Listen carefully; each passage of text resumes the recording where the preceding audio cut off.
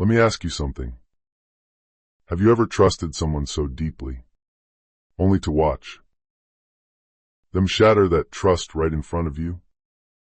Have you ever stayed awake at night, staring blankly at the dark ceiling, your heart aching as you wondered if maybe you just weren't enough?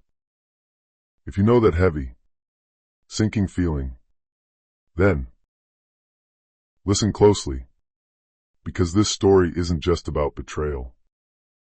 It is about what happens when a woman who was broken learns to rise stronger than anyone ever expected. And hey, don't just sit back. Stay with me, because what you're about to hear might touch a part of your heart you thought you'd buried. And maybe, just maybe, it will remind you of something incredibly powerful, that no matter who tried to break you, you still hold the absolute power to rise. The night glittered with lies, expensive perfume, and profound betrayal. In the heart of Manhattan, the penthouse lights burned like a brilliant beacon above the sprawling city. Inside, loud laughter and pulsing music drifted from a private after-party where Ambrose Colton, a man once universally praised as a self-made billionaire, raised his crystal glass to toast his beautiful mistress. He arrogantly thought no one of consequence was watching. He thought his pregnant wife would remain quietly at home, waiting for him like she always did, docile and oblivious. But the universe has a highly specific way of pulling the curtain back at the most brutal moment. Miles away, Jacqueline Colton sat on the very edge of their plush velvet couch, her small hands trembling violently around a thick stack of legal documents. Her belly rose gently beneath the fabric of her silk dress, a quiet, beautiful reminder of the life she carried within her, the child who should have been there. Absolute greatest joy. Instead of feeling the warmth of impending motherhood, she felt entirely abandoned, a ghost and a stranger in her own marriage. Every sharp tick of the antique grandfather clock echoed through the cavernous room, like a drumbeat of truth. Her husband was not coming home as the man she once believed he was. Tonight, and perhaps for many nights before, he belonged entirely to another woman. The betrayal had not been quietly whispered in the shadows. It had been shouted by circumstance. Earlier that evening, Ambrose had boldly lied to her face with that polished, $1 million smile he so effectively used to charm wealthy investors. "It's just business, Jackie," he had said, casually straightening his diamond cufflinks, smelling heavily of a sweet, musky cologne that most certainly wasn't hers. He kissed her cheek with cold, unfeeling lips without ever meeting her eyes, then disappeared into the chaotic maw of the city. Hours later, the damning photos surfaced online. Blinding paparazzi flashes had caught him red-handed, with a raven-haired woman clinging desperately to his tailored arm, both stepping out of a sleek limousine outside the prestigious Carlisle Hotel. The woman laughed boldly, draped in a scandalous red silk gown that left absolutely nothing to the imagination. Sympathetic reporters politely labeled her as his business associate, but Jacqueline knew better. The sickening image burned itself permanently into her mind. Her husband had actively chosen that shallow, glittering life over her swollen feet, over the gentle kicks of their unborn child, over the sacred vows they had tearfully spoken in front of God and hundreds of guests. She desperately wanted to scream, to violently smash the framed, picture-perfect wedding photos that lined their cold marble hallway, but she sat completely still. Her heart thudded against her ribs as a quiet, dangerous storm began, gathering deep in her chest. When the heavy key finally turned in the brass lock, hours before the dawn broke, Ambrose stumbled in with the smug, careless exhaustion of a man who had successfully lived a double life for far too long. His custom tuxedo hung open, his silk tie loosened, his eyes glassy and unfocused from expensive champagne. He froze in his tracks when he saw Jacqueline waiting for him in the dim light,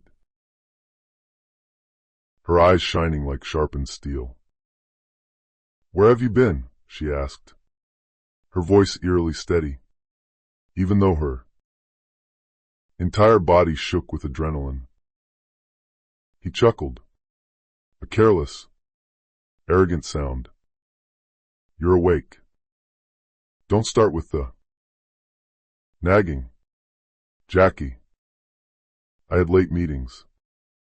Important investors. You wouldn't understand."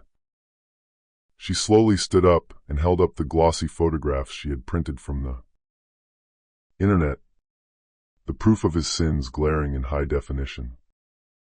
His face instantly drained of color. "This," she whispered, her voice breaking on the syllable.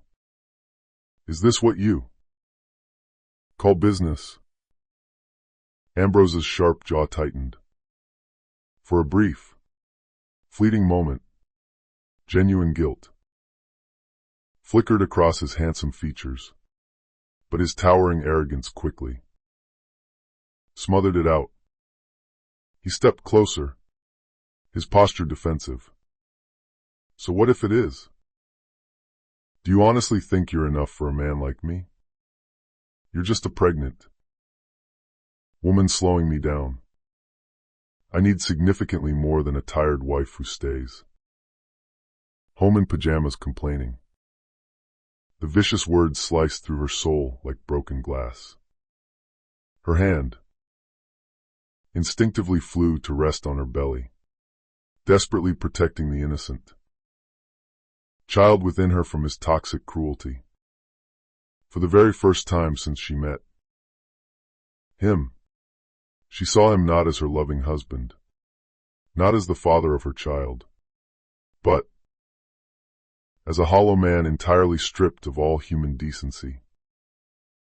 Without saying another word, Jacqueline reached out and slid the thick stack of papers across the glass coffee table. Divorce papers. Her graceful signature was already inked decisively at the bottom of the page. Ambrose looked down, then threw his head back and laughed aloud. Mocking, booming sound. "You divorce me? Don't be absolutely ridiculous, Jacqueline. You can't survive in this world without me and my money. No one would ever want a broke woman carrying another man's child. You'll be back. You'll come crawling back to this penthouse, and you'll beg for my forgiveness." But he didn't know the truth. He didn't know that while she felt entirely broken, in this agonizing moment, life had already quietly set the grand stage for her ultimate salvation. Somewhere across the vast city, another man, a billionaire, far more powerful and untouchable than Ambrose could ever hope to be, was about to change her fate forever. The penthouse walls trembled with a suffocating silence after his cruel laughter. Faded into the master bedroom. Jacqueline swallowed her bitter tears. The cool night air outside the panoramic windows glittered with unseen possibility, even as her heart fractured into a million pieces. She gathered her remaining courage, wrapping her arms around herself, whispering into the dark, "You'll see. You'll all see." And when the morning sun finally rose over the Manhattan skyline, it would carry with it the very beginning of a reckoning that would shake Ambrose Colton to his absolute core. Because Jacqueline was absolutely not going to be left broken. She was going to rise, and the arrogant man who shattered her would soon discover that nothing on earth is more dangerous than a betrayed woman armed with dignity, determination, and an unexpected ally in the form of a billionaire who truly saw her worth. But when Ambrose finally discovered exactly who that ally was, his entire empire would begin to violently crumble into dust. Jacqueline Mitchell Colton had never been born into a life of luxury. Her roots were planted deep in a small, blue-collar town in upstate New York, where long weekends meant casual family cookouts in the backyard and lazy afternoons spent watching Little League games from rusted, peeling bleachers. Her father was a hard-working mechanic who could fix absolutely anything with his calloused, grease-stained hands. But he rarely had enough cash left over at the end of the month to fix their own family car.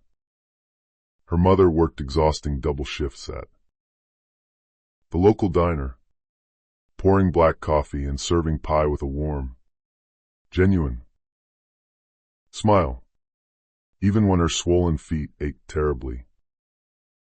From those humble, loving beginnings, Jacqueline learned the true meaning of grit.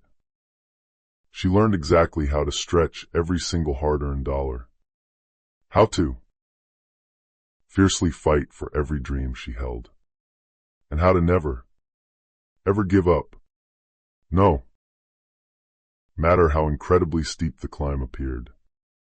She carried that burning fire with her when she miraculously earned a full academic scholarship to Columbia University in New York City. It was her grand escape, her one shot at building something magnificent beyond her parents' lifelong sacrifices. She studied classical literature, worked exhausting part-time shifts shelving books in the campus library, and lived on cheap instant noodles, all while the other privileged students breezed through university life swiping their parents' platinum credit cards. Even back then, she possessed a quiet, striking elegance, the specific kind of natural beauty that didn't scream loudly for attention, but rather lingered softly in people's minds long after she left a room. Her long, cascading, chestnut hair, her soft, intelligent brown eyes, and her incredibly calm demeanor naturally drew people in. Demanding professors admired her relentless work ethic. Anxious classmates trusted her deep wisdom. She was the quiet girl everyone casually underestimated, right until she brilliantly proved them wrong. It was during her junior year, at a high-profile charity gala where she was volunteering to serve food, that she first met Ambrose Colton. Back then, he wasn't the polished, untouchable billionaire plastered across the glossy covers of Forbes and Fortune magazines. He was wildly ambitious, sharp-eyed, and ravenously hungry for major success. He had just successfully landed his very first big commercial real estate deal, and people in the room whispered his name with a mix of envy and cautious respect. Jacqueline hadn't known who he was. She only noticed the highly confident way he carried himself, the way he laughed just a little too loud at other men's jokes, and the intense way his dark gaze lingered heavily on her when she passed by his table carrying a heavy silver tray of champagne flutes. "Are you working this event?" he had asked, stepping into her path, his voice smooth and thick with curiosity.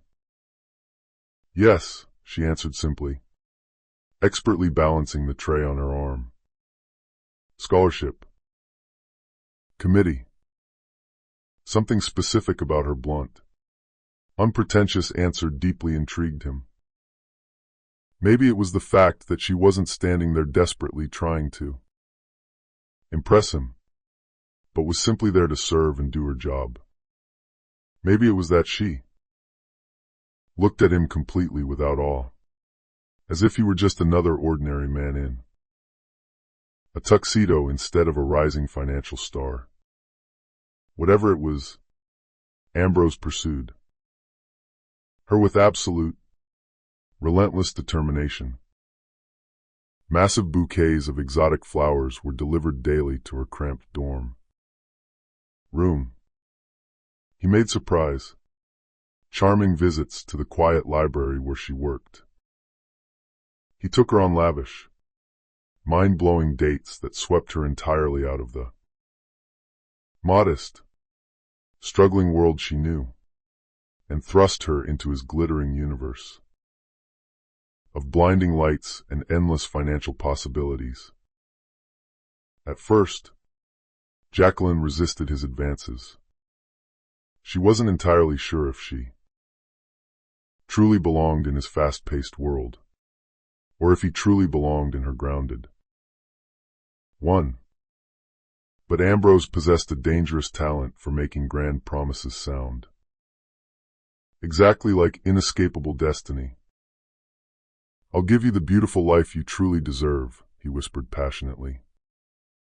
One night, as they walked hand in hand along the edge of the Hudson River, the brilliant city lights shimmering like diamonds across the dark water, "You will never have to struggle for anything again."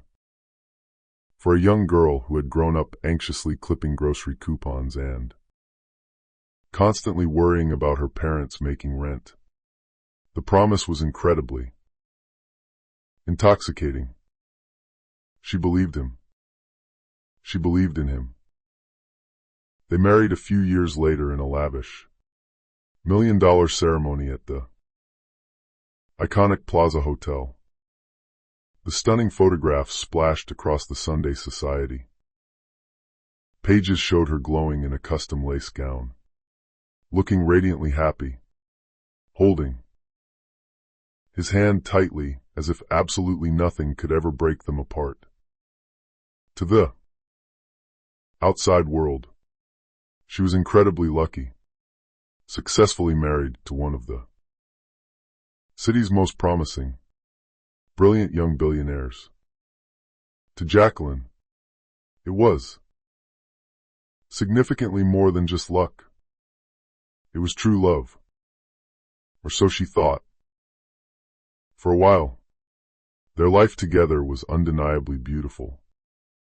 Their sprawling penthouse apartment boasted sweeping, panoramic views of the entire Manhattan skyline. They traveled first class to Paris for the weekend, dined in exclusive Michelin star restaurants, and regularly rubbed shoulders with powerful CEOs, politicians, and A-list celebrities. Ambrose made her feel deeply chosen.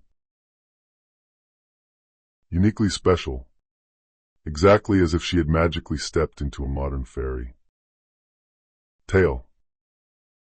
But fairy tales rarely last when the magic fades. Slowly, imperceptibly at first, the foundational cracks began to show. Ambrose grew highly restless, spending significantly more nights sleeping at the corporate office or flying away to entertain foreign investors. Jacqueline began to notice the faint, sickening smell of floral perfume that wasn't hers clinging stubbornly to his. Expensive suits. She found faint, red lipstick smudges that absolutely didn't match her usual shade. She observed the late-night, hushed text messages he suddenly began guarding like highly classified state secrets. Still, Jacqueline endured the pain in silence. She repeatedly told herself it was just the immense stress of his growing business, and that absolutely every marriage had its dark storms to weather. And when she joyfully found out she was pregnant, she firmly believed the baby would change absolutely everything. She vividly imagined Ambrose tenderly holding their newborn child. She imagined the three of them acting as a unified family, bound together in profound ways that simple betrayal could never undo. But reality was infinitely harsher than her daydreams. Ambrose's attention drifted even further away, not closer. He sneered cruelly at her late night pregnancy cravings, visibly rolled his eyes when she complained of deep fatigue, and spent staggering amounts of money freely on wild parties and luxury cars, all while actively scolding her for spending too much on premium prenatal vitamins. The loving man she once adored seemed to completely vanish before her eyes, rapidly replaced by someone cold, cruel, careless, and emotionally distant. Jacqueline constantly tried to remind herself of the fierce, independent girl she once was, the girl who had successfully fought her way out of a small, dead-end town, who had earned her rightful place in New York City entirely on her own merit. But the physical toll of pregnancy made her feel incredibly vulnerable. Raging hormones, deep physical exhaustion, and the crushing, echoing loneliness of their cold, massive penthouse made her begin to severely doubt her own self-worth. She tragically wondered if maybe she really was just too plain, too ordinary, and too boring for a powerful man like Ambrose. And then came that night, the night of his mistress, the terrible night her grand illusions shattered completely into dust. Still, beneath the crushing heartbreak, a tiny, resilient flicker of strength remained alive. She was her hard-working parents' daughter. After all, she intimately knew what it meant to fight for survival. She absolutely knew she couldn't allow her innocent child to be raised in a toxic home poisoned by deceit and narcissism. And somewhere deep inside her soul, she knew she was not as entirely alone as she felt.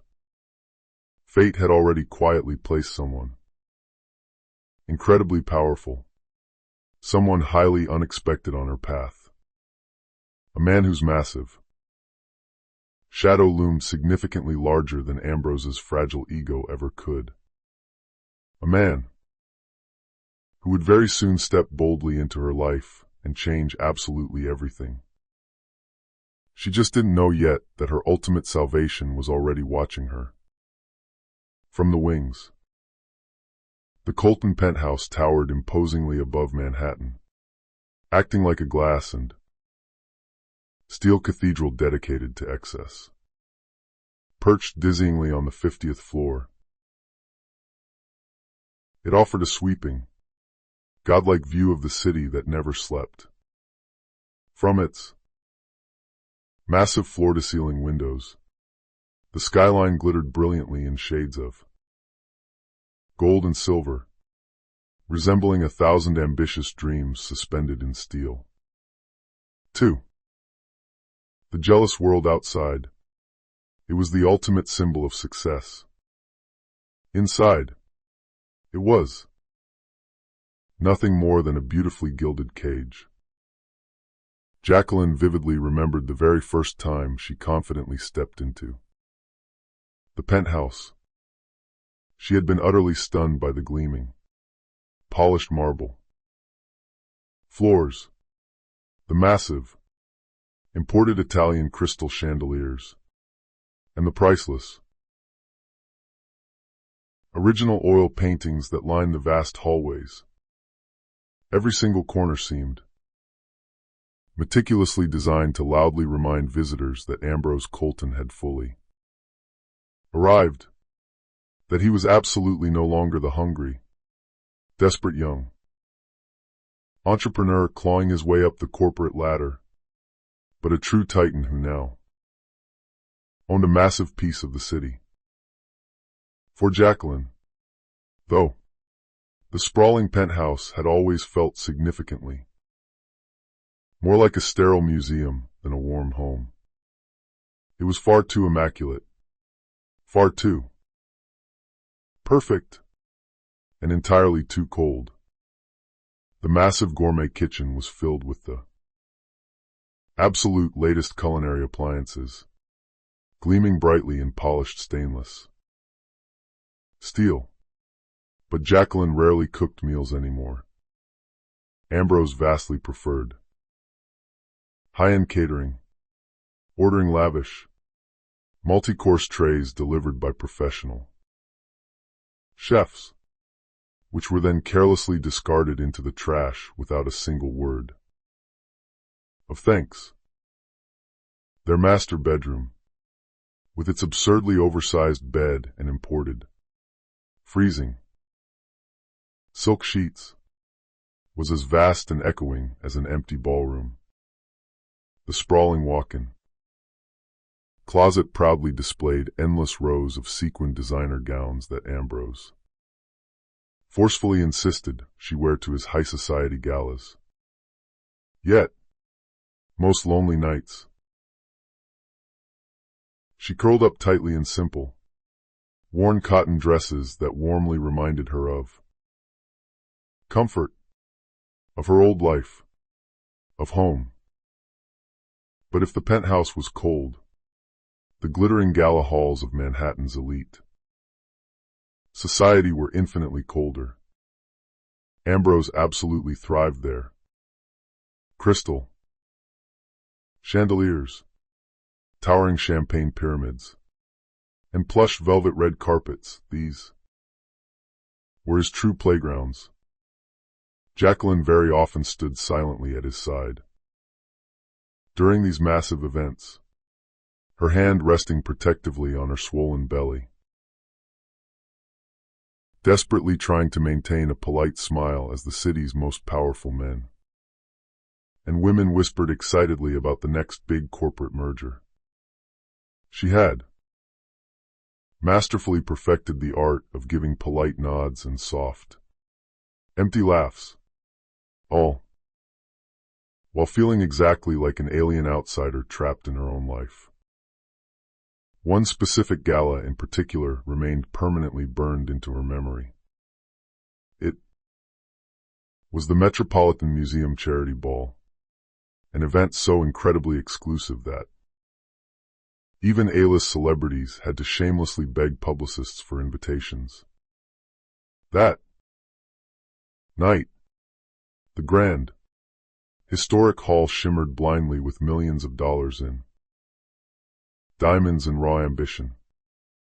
The air smelled heavily of fresh roses flown directly in from Paris, and vintage champagne poured freely into crystal flutes that were worth significantly more than her parents' entire yearly income back in their hometown. Jacqueline wore a heavy, constricting sapphire gown entirely chosen by Ambrose's personal stylist. Her swollen feet ached terribly from the strappy designer heels, and her lower back strained painfully under the growing weight of her pregnancy.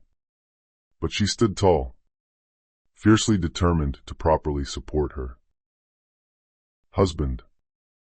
Ambrose, on the other hand, was entirely in his element. He laughed uproariously with foreign investors, clinked glasses with corrupt politicians, and casually introduced Jacqueline to people exactly as if she were a decorative, expensive accessory rather than the brilliant woman carrying his firstborn child. She frequently caught sad glimpses of herself in the massive mirrored walls, a tired, fading smile, a hand resting protectively on her belly. She looked completely out of place among the glittering, predatory women draped in heavy sequins and cutthroat confidence.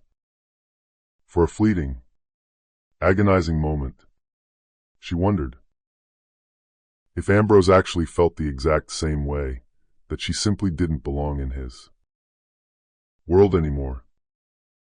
Later that night, as the string orchestra played a soft, classical melody and the drunken guests freely mingled, Jacqueline politely excused herself to find a quiet seat to rest her aching feet. That is exactly when she first noticed him. Not Ambrose. Someone else entirely. A tall, broad-shouldered man was standing completely still near the edge of the stone balcony, possessing an intense aura that seemingly silenced the chaotic room around him. His tailored suit was relatively simple compared to the flashy peacocks preening nearby, yet it fit his massive frame with a striking elegance that spoke volumes of absolute, quiet power. Wealthy people frequently glanced at him, whispered urgently behind their hands, and then quickly looked away with the deep, fearful respect that only true, unshakable influence commanded. She didn't know it then, standing there with her aching feet, but this was the exact man who would very soon rewrite her entire future. Back at the penthouse, the nights only grew lonelier. The massive city outside pulsed vibrantly with electric energy, but Jacqueline felt entirely trapped. Behind the glass, the high walls echoed with deafening silence whenever Ambrose was gone. Sometimes, she would press her warm hand flat against the freezing glass window, watching tiny yellow taxis crawl slowly on the streets below, quietly wondering if, somewhere out there in the world, there was a different version of her life where she wasn't completely invisible. Her pregnancy only served to deepen the profound isolation. Society friends who once called her daily suddenly stopped visiting, either far too intimidated by Ambrose's temper or simply too busy with their own shallow, fabulous lives. Her parents phoned often from upstate, but she consistently lied to them, insisting brightly that she was incredibly happy, that Ambrose was a deeply devoted husband, and that the baby would be born into a home full of love. She simply couldn't bear to admit the humiliating truth that behind the glittering, wealthy facade, her marriage was actively rotting from the inside out. And yet, Ambrose aggressively paraded her at high-profile events exactly as if she were living proof of his ultimate success. "My beautiful wife," he would announce with a smug, possessive smirk, heavily draping an arm around her shoulders for the cameras. "She's giving me an heir." The proud words felt exactly like iron shackles tightening around her throat. He absolutely didn't see her as a partner, a vibrant woman, or even a loving mother. She was merely a trophy to be displayed, a convenient vessel for his legacy. The main setting of her daily life, this glittering world of extreme opulence, crystal chandeliers, and sky-high penthouses, was supposedly meant to be every girl's dream. But every highly polished, glittering surface only served to reflect her crushing loneliness right back at her. Until one terrible night, when a single, brazen betrayal would forcefully turn this entire fake world completely upside down. The gala was slowly winding down. The champagne glasses were half empty, and the loud laughter was fading into drunken whispers. Ambrose had disappeared again, smoothly claiming he was finalizing critical business details with a wealthy foreign investor. Jacqueline waited patiently near the cloakroom, her heart incredibly heavy, until she finally spotted him lurking in the dark shadows of the outdoor courtyard. His arm was wrapped tightly around another woman's waist. A deep, passionate kiss. A sharp, flirtatious laugh. A brutal betrayal displayed as openly and carelessly as tossing away a soiled paper napkin. Her chest instantly tightened, cutting off her oxygen, but she did not cry. Not yet. The penthouse lights, the gala glitter, the mirrored walls, all of it crumbled to dust in her mind. Her entire world of massive luxury was proven to be absolutely nothing more than cheap smoke and fragile mirrors. And she finally saw it for exactly what it truly was. And as she quickly turned away, desperately fighting the hot nausea rising rapidly in her throat, she did not see the mysterious man from the balcony step smoothly forward, his piercing gray eyes following her retreating form with quiet, intense calculation. The powerful man who would very soon break her heavy chains had already noticed her profound pain. Ambrose Colton had absolutely always been a man of ravenous appetite. From the very first day Jacqueline met him, raw, unchecked ambition oozed from his every spoken word, his every sharp gesture, his every highly calculated smile. He wasn't just casually chasing success, he was violently devouring it. Constantly hungry for more. Absolutely no matter what moral boundaries or who stood in his destructive way. That insatiable hunger had successfully built him a massive corporate empire. But it was also the exact toxic poison that began to actively rot his soul from the inside out. By the time Jacqueline was 6 months pregnant, the kind man she had originally married was almost completely unrecognizable. He still physically looked like the handsome, polished billionaire whose face was plastered on major magazine covers. He had dark, perfectly styled hair, a strong, arrogant jawline, and impeccably custom-tailored Italian suits. But hiding right behind that wealthy sheen was a level of pure arrogance so thick and toxic it practically suffocated anyone standing near him. His booming laugh no longer charmed people, it sneered at them. His physical touch no longer comforted her, it branded her like property. Ambrose firmly believed the entire world revolved exclusively around his needs. When he entered a room, conversations immediately shifted to appease him. When he raised his crystal glass, people silenced themselves and listened to his commands.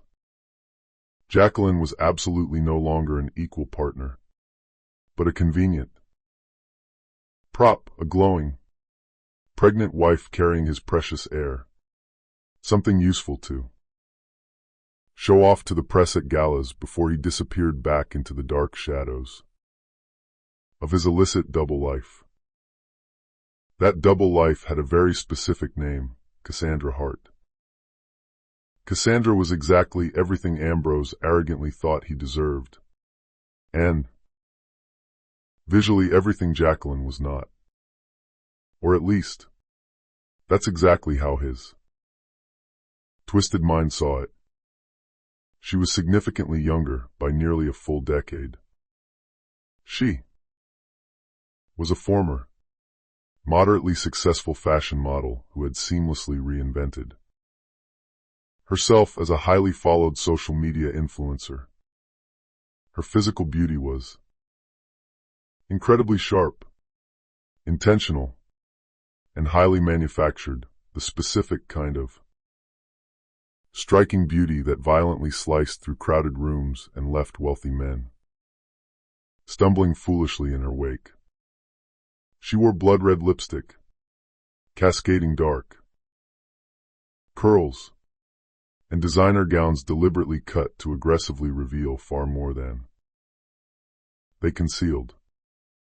Cassandra expertly knew exactly how to use every single inch of herself as a highly effective, lethal weapon.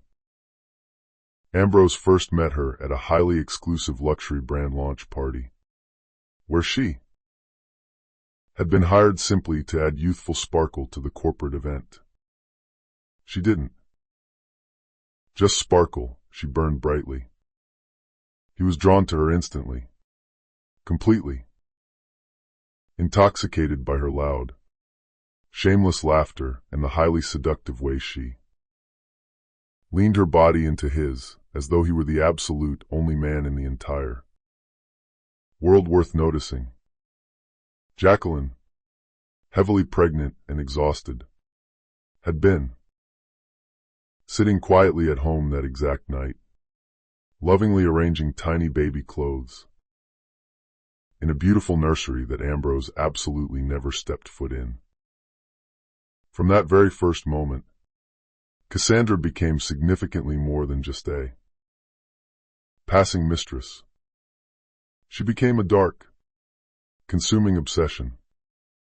Ambrose started regularly spending nights at fake business meetings that conveniently stretched well past midnight, and taking long weekends away under the false guise of corporate retreats. In harsh reality, he was living a complete second life, shamelessly indulging Cassandra with insanely expensive designer gifts, luxury tropical trips, and grand promises whispered intimately in five-star hotel suites. But what made Cassandra truly dangerous wasn't just her striking beauty, it was her ruthless ambition. She was absolutely not content to remain a hidden, dirty secret in his phone. She desperately wanted high status, front-page headlines, and the specific kind of massive societal power that only came with being officially attached to a billionaire like Ambrose Colton.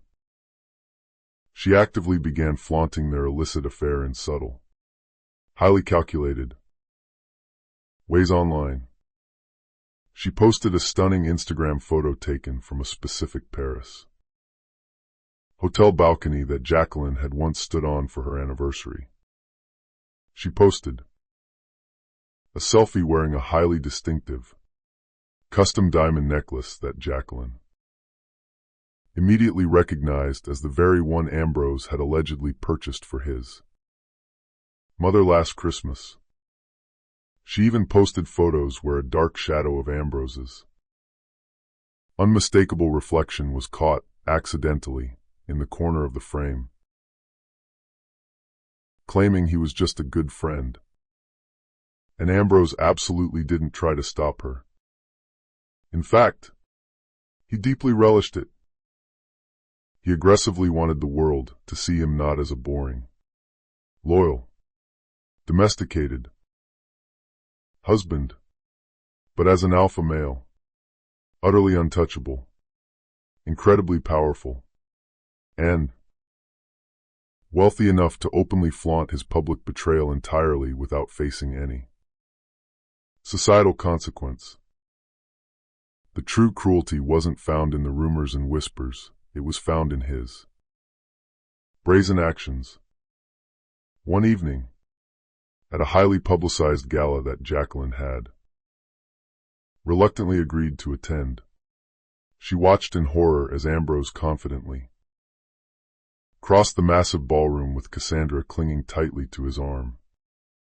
They were not hidden. They were not discreet. They were bold, acting exactly as though they were actively daring the entire world to judge his actions. Audible gasps rippled rapidly through the elite crowd. Vicious whispers hissed loudly from corner to corner like snakes, but Ambrose only tightened his possessive grip on Cassandra's waist and smiled for the cameras exactly like a victorious conqueror. Jacqueline's chest burned with absolute agony. She clutched her small evening clutched tighter, her tear-filled eyes darting to the floor as a massive, suffocating wave of public humiliation washed entirely over her. Every single bright camera flash felt exactly like a sharp dagger sliding into her back. Every sideways, pitying glance from the guests felt exactly like coarse salt being rubbed into an open, bleeding wound. And still, Ambrose happily basked in the toxic attention. He had actively become the true villain of his own life story, far too blind by his own ego to even see it. He foolishly mistook his arrogance for true strength, and his public cruelty for absolute power. He arrogantly thought Jacqueline would simply always remain silent, believing she was far too weak and financially dependent to ever fight back against him. But arrogant villains never seem to realize that they are actively, methodically, creating the exact instruments of their own ultimate downfall. Cassandra leaned in and whispered directly into his ear that night, her sharp laugh echoing through the room like glass violently shattering on the floor. Jacqueline could almost physically hear the cruel words, could clearly see the smug, victorious glint in Cassandra's heavily made-up eyes as she looked directly in her direction. It simply wasn't enough for Cassandra to have Ambrose's attention in private. She desperately wanted Jacqueline to feel the absolute, burning sting of public, total defeat. Ambrose leaned in closer, his lips intimately brushing Cassandra's ear, completely and utterly ignoring his Pregnant wife standing just across the room. Cameras snapped furiously. Expensive champagne flowed freely, and Jacqueline felt her entire, carefully constructed world violently cave in on itself. But deep inside her breaking heart, something fundamental shifted. The betrayal absolutely no longer felt like a tragic ending. It suddenly felt exactly like a beginning. It was a massive storm rising quietly in her soul, slowly gathering. Unstoppable force. Ambrose and Cassandra arrogantly thought they had completely won the war. They firmly thought Jacqueline would simply retreat into the shadows, broken, humiliated, and far too fragile to ever mount a defense. They had absolutely no idea that someone far more powerful, far more wealthy, and far more dangerous had already noticed her immense pain and was standing by, completely ready to help her rise from the ashes.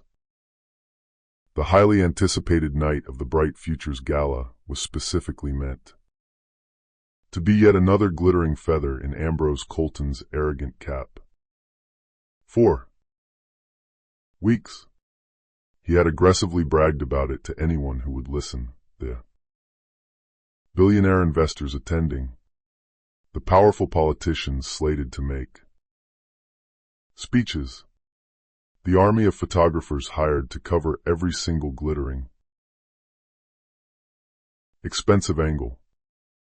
He violently insisted that Jacqueline must accompany him, even though she was completely exhausted, her advanced pregnancy making every single step a physical struggle. "You'll stand there and smile pretty for the cameras, Jackie," he had coldly told her with a dismissive, arrogant wave of his hand as he adjusted his tie. "That's absolutely all you're good for tonight anyway. Don't ruin it." She desperately wanted to refuse him.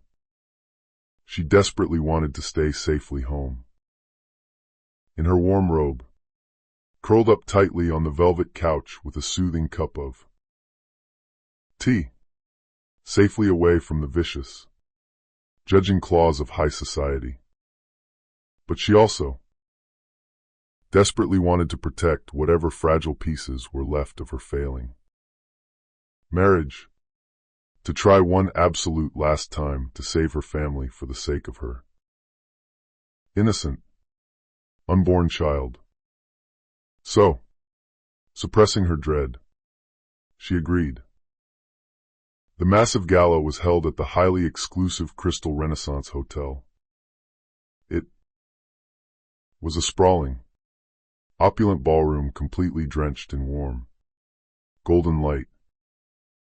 Massive crystal chandeliers hung heavily from the ceiling like frozen, glowing waterfalls. Highly polished, immaculate marble floors flawlessly reflected every single sequin and diamond in the room. Impeccably dressed waiters wearing crisp white gloves glided silently between the tables, carrying silver trays of vintage champagne. The city's absolute elite sparkled brilliantly under the warm glow of the media cameras, their loud, fake laughter filling the air with the unmistakable, suffocating sound of extreme privilege. Jacqueline arrived wearing a stunning, pale silver gown, one she had bravely chosen entirely by herself, deliberately instead of letting Ambrose's controlling stylist dictate her appearance. It was beautifully modest, incredibly elegant, and draped gently and lovingly over her pregnant form.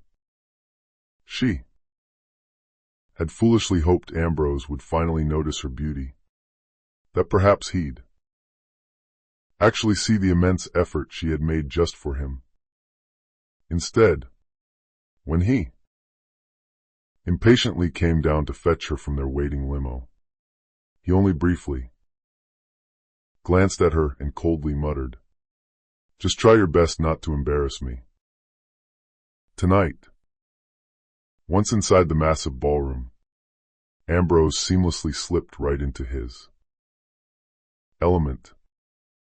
He was undeniably magnetic, warmly greeting wealthy investors with incredibly firm handshakes, heavily slapping the backs of politicians, and loudly telling jokes that made entire VIP tables roar with laughter. Jacqueline quietly trailed behind him like a ghost, her hand resting gently on her stomach, her smile weak but perfectly practiced. She politely nodded at wealthy acquaintances, patiently endured the barrage of fake, polite questions, and did her best to ignore the obvious, pitying stares directed at her belly. She had been forced to attend enough of these corporate events to intimately know exactly when the hushed whispers were about her. And then she saw her. Cassandra, the mistress. She was dressed shockingly in a scandalous gown of fire-red silk, cut so incredibly low that the room itself seemed to collectively blush at the sight. Her loud, shrill laughter rang out across the grand hall as she shamelessly clung to Ambrose's arm the exact moment Jacqueline excused herself to sit down at a table and rest her aching feet. At first, Jacqueline genuinely thought her exhausted eyes were deceiving her. Surely, Ambrose wouldn't dare be this brazen. Surely not tonight. Not here. Surrounded by the press. But then the media cameras rapidly turned their lenses. Blinding flashes erupted like strobe lights. Cassandra boldly leaned into Ambrose, her red lips intimately brushing his ear exactly as though she were whispering dirty secrets. His large hand rested openly and possessively on her bare waist, his smile incredibly wide and utterly unashamed. The massive room instantly hushed. Loud conversations faltered and died. Wealthy guests quickly exchanged shocked looks, some looking highly scandalized, while others looked deeply entertained by the unfolding drama. The massive betrayal was absolutely no longer just whispered behind closed doors. It was on full, highly public display directly beneath the chandeliers. Jacqueline completely froze in her chair. The crystal champagne flute in her hand trembled so violently that drops of the expensive liquid spilled over the rim and onto her silver gown. Every single survival instinct in her brain screamed at her to get up and run, but her feet remained rooted heavily to the marble floor. Her ears rang deafeningly with the sounds of their laughter, Cassandra's shrill giggles intertwining with Ambrose's booming guffaws, and then the overwhelming wave of whispers hit her. "Oh my God! Isn't that his actual wife sitting over there? She's heavily pregnant. The poor thing. He is shameless. Absolutely. Unapologetically. Shameless." A burning, humiliating heat rose violently in Jacqueline's pale cheeks. Her chest tightened in a full panic attack until she truly thought she couldn't breathe in any oxygen. She abruptly turned, desperately seeking an escape route to the doors, but it was already too late. Cassandra saw her attempting to flee. With a highly deliberate, Evil smirk. Cassandra aggressively tugged Ambrose even closer to her body, tilting her head significantly toward Jacqueline exactly as if she were pointing out weak prey to a hunter. Ambrose slowly followed her gaze. His dark eyes locked directly onto Jacqueline, and instead of displaying any ounce of husbandly shame, his face contorted into pure, cruel mockery. He casually shrugged his broad shoulders, exactly as though to silently say, "What on earth did you expect from me?" Then, for the ultimate kill shot, he bent down and intimately kissed Cassandra's cheek right in front of the flashing cameras. The camera flashes exploded like a violent lightning storm. The absolute humiliation was permanently immortalized for the morning papers. Jacqueline's vision blurred heavily with hot tears. Her hand tightly clutched her belly, not just for physical balance, but for desperate, maternal protection. She actually felt the baby kick hard inside her, almost as if the child was actively sensing her profound emotional pain. She whispered silently to her stomach, "I'm so sorry. I'm so sorry." The entire ballroom spun dizzily.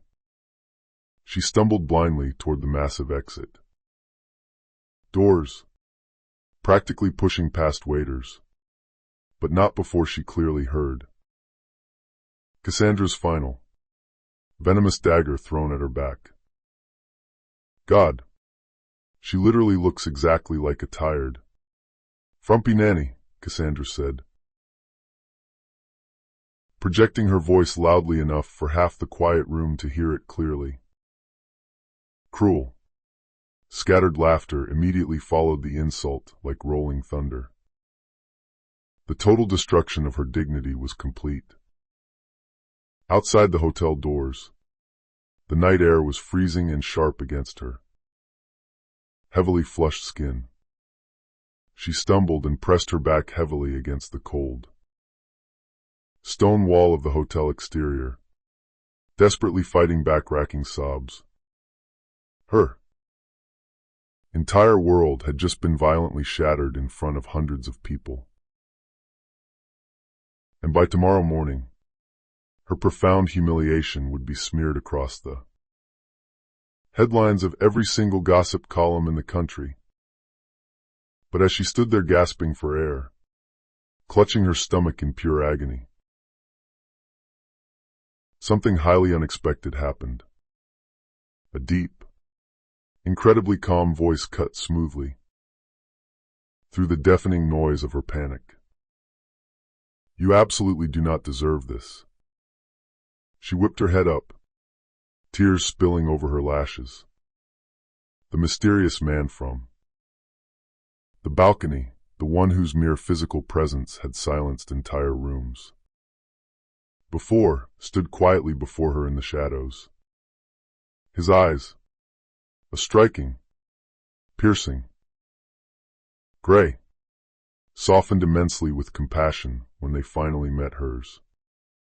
His incredibly tall, imposing frame physically blocked the freezing wind from hitting her. His handsome expression was completely unreadable, yet he felt entirely steady, exactly like an impenetrable stone fortress. Jacqueline's lips parted in shock, but no words managed to come out. He slowly extended a perfectly folded handkerchief, crisp, clean white cotton, standing out against the dark night. She hesitated for a terrified second, then slowly took it, her slender fingers trembling violently as they brushed against his. "I've been quietly watching him for long enough," he said quietly, his voice a low rumble. speaking almost to himself. It absolutely ends tonight. Jacqueline didn't know it yet, standing there shivering in her silver gown. But this mysterious, powerful man was about to change absolutely everything in her life. And Ambrose Colton, in his blind arrogance, had just successfully made a mortal enemy far more dangerous and wealthy than he could have ever possibly imagined. The rest of the night of the gala ended in a suffocating silence. It was absolutely not the gentle, peaceful kind of silence that soothes the mind, but the highly toxic kind that weighs incredibly heavy on the soul, pressing down harder and harder until it completely suffocates you. Jacqueline sat alone in the spacious back seat of a sleek black town car that Ambrose had carelessly ordered for her. He hadn't done it out of any sense of husbandly kindness, but purely out of logistical convenience to get her out of his sight. He hadn't even bothered to offer to ride home with her. Instead, he eagerly stayed behind at the hotel, loudly clinking champagne glasses with Cassandra, happily basking in the glow of the massive public scandal he had just intentionally created. The luxury car slowly wound its way through the glowing, busy streets of Manhattan. Bright neon lights and street lamps blurred past the tinted windows. But Jacqueline didn't truly see any of them. Only her own sad reflection stared back at her from the dark glass, bloodshot, red eyes, heavily smudged mascara running down her cheeks, and a violently trembling lower lip. For the very first time in her entire life, she honestly didn't recognize the pathetic, broken woman staring back at her. When she finally arrived back at the towering penthouse, the night doorman greeted her with obvious, sickening pity in his eyes. She desperately tried to ignore his gaze, clutching her belly protectively as she climbed into the private elevator. The heavy metal doors slid closed, entirely trapping her inside the mirrored walls. Everywhere she looked, she saw herself multiplied. Endlessly, she looked broken, publicly humiliated, and incredibly small. Inside the dark penthouse, that terrible silence greeted her once again. She slowly lowered her exhausted body onto the velvet couch, her beautiful silk gown heavily wrinkling beneath her, and finally let the dam break. She let the tears come. She cried violently until her chest physically ached, until her breath came in sharp, ragged gasps that echoed in the empty room. She pressed her palms tightly to her face, feeling profoundly ashamed of her own perceived weakness, and absolutely terrified of what the future held. Her smartphone buzzed aggressively on the glass coffee table. Dozens of rapid notifications brightly lit up the dark screen, showing news headlines already spinning wildly out of control from the gala drama. Billionaire Ambrose Colton spotted with stunning new companion. Pregnant wife. Left alone in the shadows at gala. High-definition paparazzi photos clearly showed her looking incredibly pale and visibly shaken in the blurry background, while Ambrose and Cassandra smiled brightly and intimately for the cameras in the foreground. The massive humiliation was absolutely no longer confined just to the hotel ballroom. It was rapidly spreading across the internet, across the entire city, across the whole world. Her hand shook violently as she reached out and turned the phone face down on the glass. She simply couldn't bear to see one more word. She desperately thought about calling her parents upstate. But what on earth could she possibly say to them? That their brilliant daughter, who once proudly dreamed of building a beautiful family full of love, had tragically become the ultimate punchline of Manhattan's cruelest, most public joke? She thought about calling her old best friend from college, but geographical and emotional distance had heavily grown between them over the years.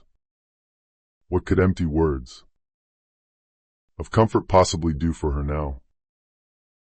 The baby suddenly kicked again, a sharp, strong movement acting as a profound reminder that she wasn't truly sitting there alone in the dark.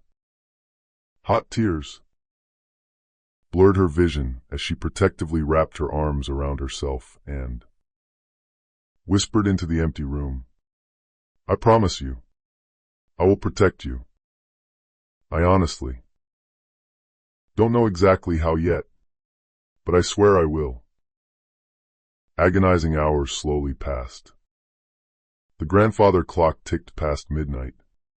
Then 2 a.m. Then 4.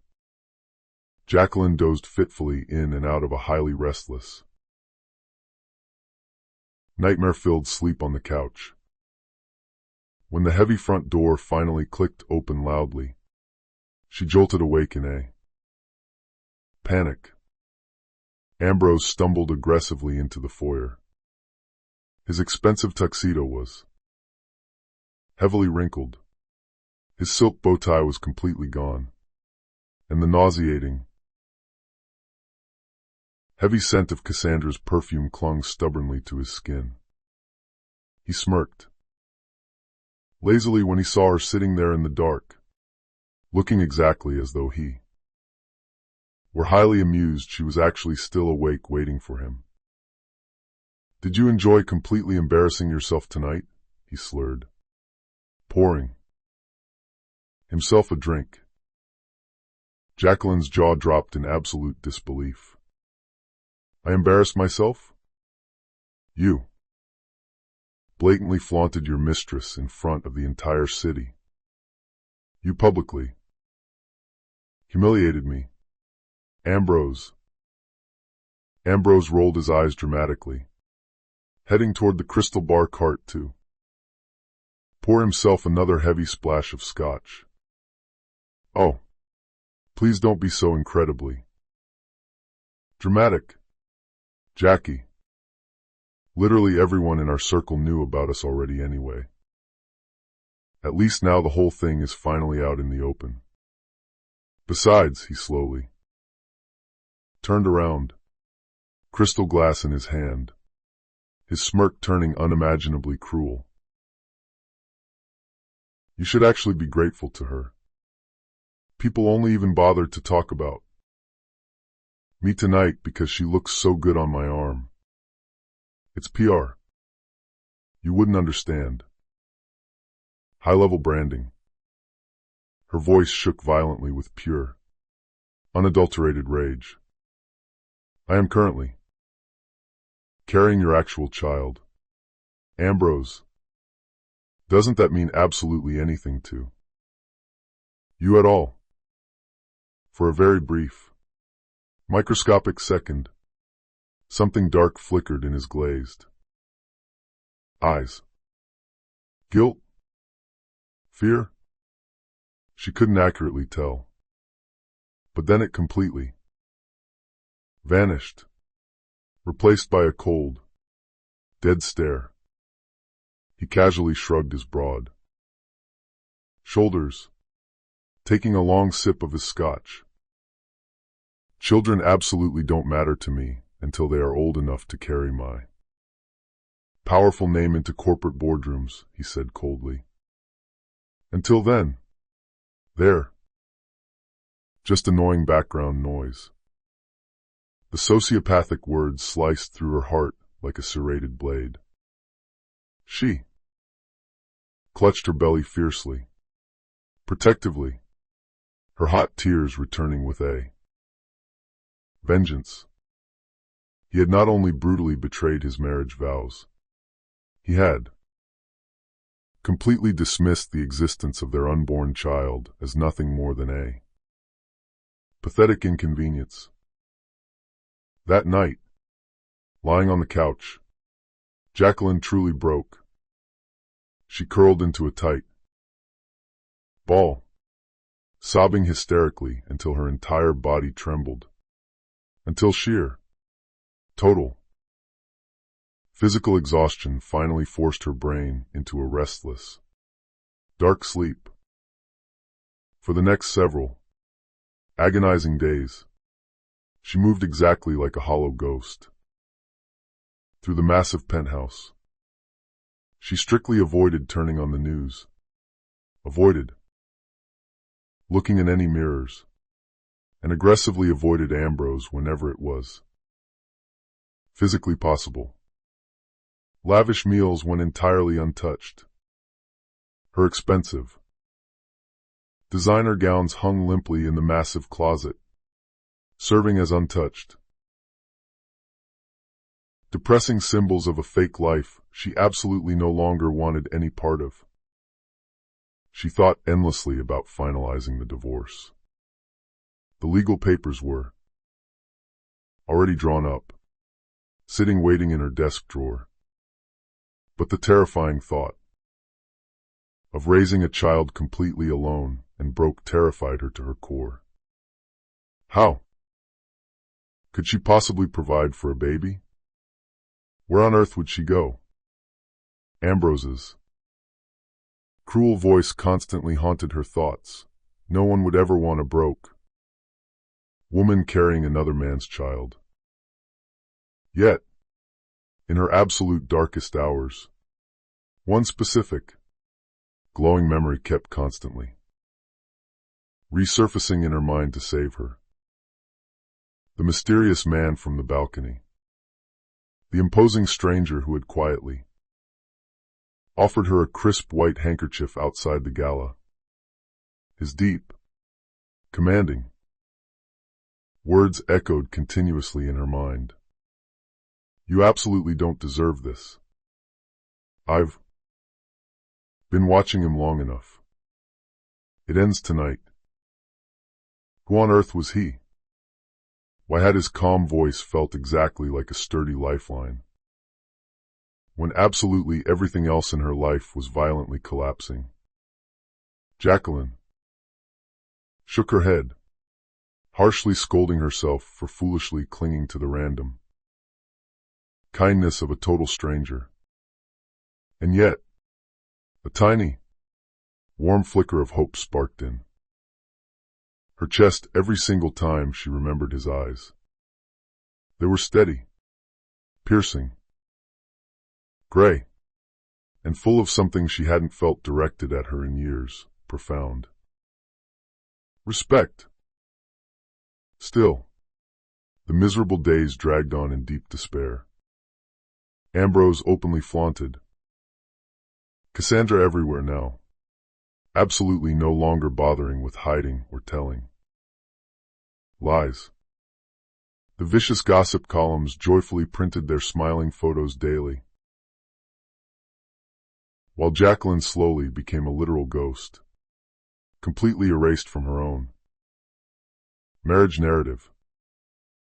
One evening, as she sat alone in the half-finished nursery, surrounded by confusing, half-assembled crib furniture and unopened cardboard boxes of tiny baby clothes, she finally broke down completely. She buried her face deeply into a tiny, soft yellow blanket, sobbing uncontrollably into the fabric as she whispered endless apologies to her unborn child. I'm so sorry.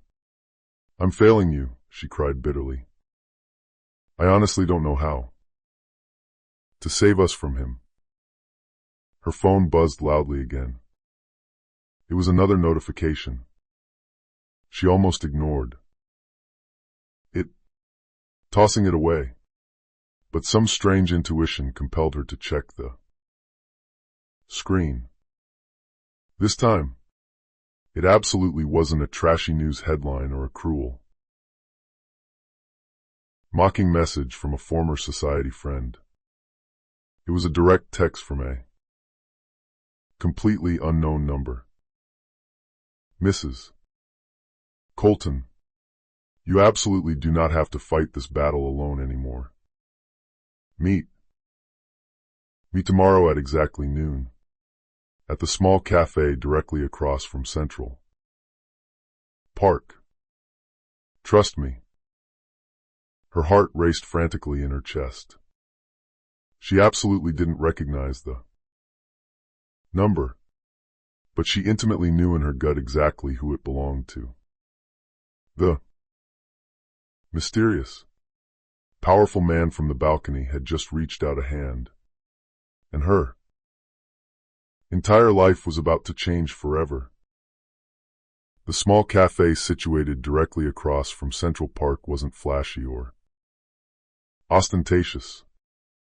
In fact, it was the exact kind of charming, quiet place Jacqueline used to absolutely love frequenting before her entire life was suffocated and buried in massive chandeliers and fake champagne galas. The warm, comforting scent of fresh, buttery pastries drifted from the open door, mingling perfectly with the crisp, invigorating bite of the late-morning New York air.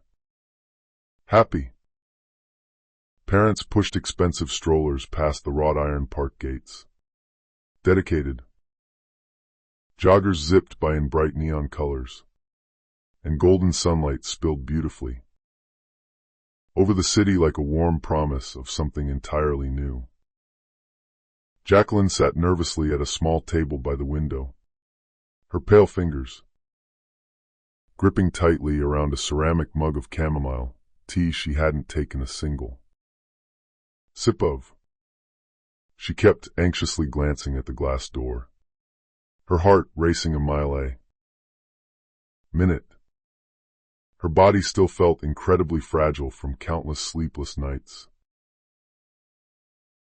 But today, her spirit felt entirely restless and awake. She honestly didn't know exactly why she'd come here. A terrified part of her deeply feared it was extremely foolish, that maybe she was blindly walking into a cruel trap, some twisted, elaborate joke set up by the vicious Cassandra or even by Ambrose himself to humiliate her further. But then, exactly at noon, the heavy glass door opened, and he walked in. The mysterious man from the balcony. The imposing stranger from the gala. He was incredibly tall, remarkably broad-shouldered, and his mere physical presence commanded the entire room instantly without ever demanding it. He wore an impeccably tailored navy suit, looking crisp but slightly understated. His tie was pulled loose at the collar, exactly as if he'd just walked straight out of a highly stressful corporate boardroom, but simply didn't care enough to try and impress anyone sitting in this small cafe. Loud conversations visibly hushed as people noticed him walk in, though most politely pretended not to stare at the Titan. Jacqueline's breath caught sharply in her throat when his piercing gray eyes found hers instantly across the room, exactly as though he'd been searching for absolutely no one else in the world. He walked confidently over and stopped at her table. Jacqueline. His voice was incredibly deep, incredibly smooth, but firm enough to instantly steady her violently shaking hands. She blinked up at him, stunned. You know my first name. Of course I do. He politely pulled out the small wooden chair directly across from her, lowering his massive frame with a surprising, quiet grace. I've known exactly who you were for a long time, well before that night at the gala. Her stomach tightened with apprehension. Why are you helping me? He studied her beautiful, tired face for a long, silent moment, looking exactly as though he were carefully weighing exactly how much of the heavy truth she could handle right now. Finally, he leaned his broad shoulders forward, his intense gaze entirely unwavering. Because I absolutely cannot stand by and watch a truly good woman be completely destroyed by a terrible man who doesn't even deserve to breathe the same air as her. Jacqueline's eyes immediately blurred with hot tears at the profound validation, but she stubbornly blinked them away. Who exactly are you? He smoothly extended his large, warm hand across the small table, looking completely steady and undeniably certain. I am Ethan Blackwell. The famous name hit her brain like a massive tidal wave. Ethan Blackwell, the legendary, highly reclusive billionaire CEO. His name alone carried massive, terrifying weight in absolutely every global financial circle. He was widely rumored to personally control a massive, sprawling empire of cutting-edge tech companies, aggressive global investments, and philanthropic foundations so incredibly vast they practically rivaled the GDP of small governments. She vividly remembered hearing hushed, terrified whispers at society galas about his limitless fortune, his absolute power, and his deep, alluring mystery. Some terrified rivals said he was entirely ruthless and cold-blooded in business. Others claimed he was exactly like a ghost, appearing publicly only when it perfectly suited his grand agendas. But here he was, sitting in the flesh right in front of her, offering her not dangerous rumors, but absolute truth. I just don't understand, Jacqueline whispered, pulling her hand back slightly. Why me? Why involve yourself in my messy life? Ethan's intense gaze softened remarkably. Because I saw you. I truly saw you. Long before your arrogant husband ever publicly humiliated you. I clearly saw your quiet strength, and I personally know exactly what it feels like to be constantly underestimated and to be deeply betrayed by the very people who were supposed to protect you. Jacqueline's lower lip trembled. She desperately wanted to believe his kind words, but the basic concept of trust felt incredibly foreign to her now, as fragile and easily shattered as thin glass. What do you want from me in return? Absolutely nothing, Ethan said simply, his voice firm. I'm merely offering you a powerful choice today. You can choose to keep suffering in your silence, or you can choose to finally fight back. And if you choose to fight back, I promise you, you absolutely won't be fighting alone. Her pulse thundered deafeningly in her ears. Fight back? Against Ambrose? Against absolutely everything he's built. Built entirely on a foundation of lies, Ethan quickly corrected her. His eyes narrowing. He's absolutely not invincible, Jacqueline. Weak men like him always think they are untouchable, but I've personally seen significantly bigger, stronger empires crumble to dust. All it ever takes to destroy them is the absolute right truth, placed in the absolute right hands at the right time. Jacqueline stared at him, utterly stunned by his confidence. Why would you do all of this for me? A stranger? For the very first time, Ethan's strong jaw visibly tightened. A dark, angry shadow flickering across his handsome expression. Because weak, pathetic men like Ambrose Colton firmly think women are nothing more than shiny possessions. They ruthlessly use them, discard them, and replace them when they get bored. I've seen it happen entirely too many times in my life, and I absolutely refuse to stand by and watch it happen again. Not to you. His passionate words struck something incredibly deep and dormant inside her soul. For days, she had been drowning in an ocean of public humiliation, feeling entirely powerless and completely alone in the world. But now, sitting across the table from the legendary Ethan Blackwell, she felt something vital spark too. Life, a fragile but entirely undeniable, burning flicker of real hope. Still, heavy doubt clung stubbornly to her mind.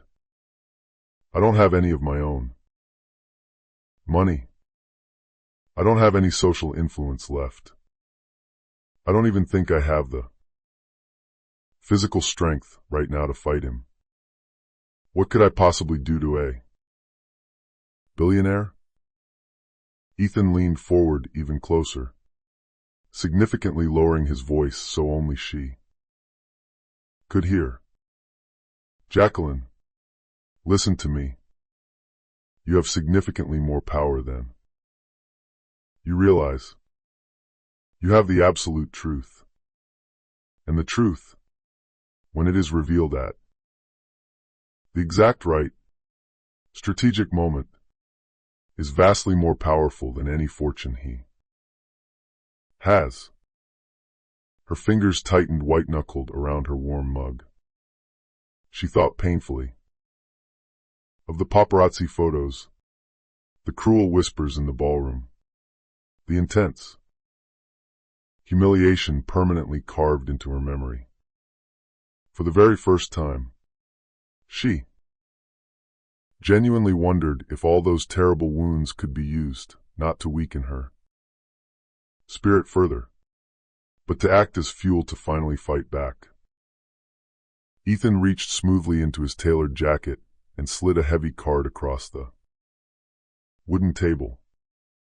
It was thick, matte black, and beautifully embossed with his name. And absolutely nothing else. No corporate title. No company logo.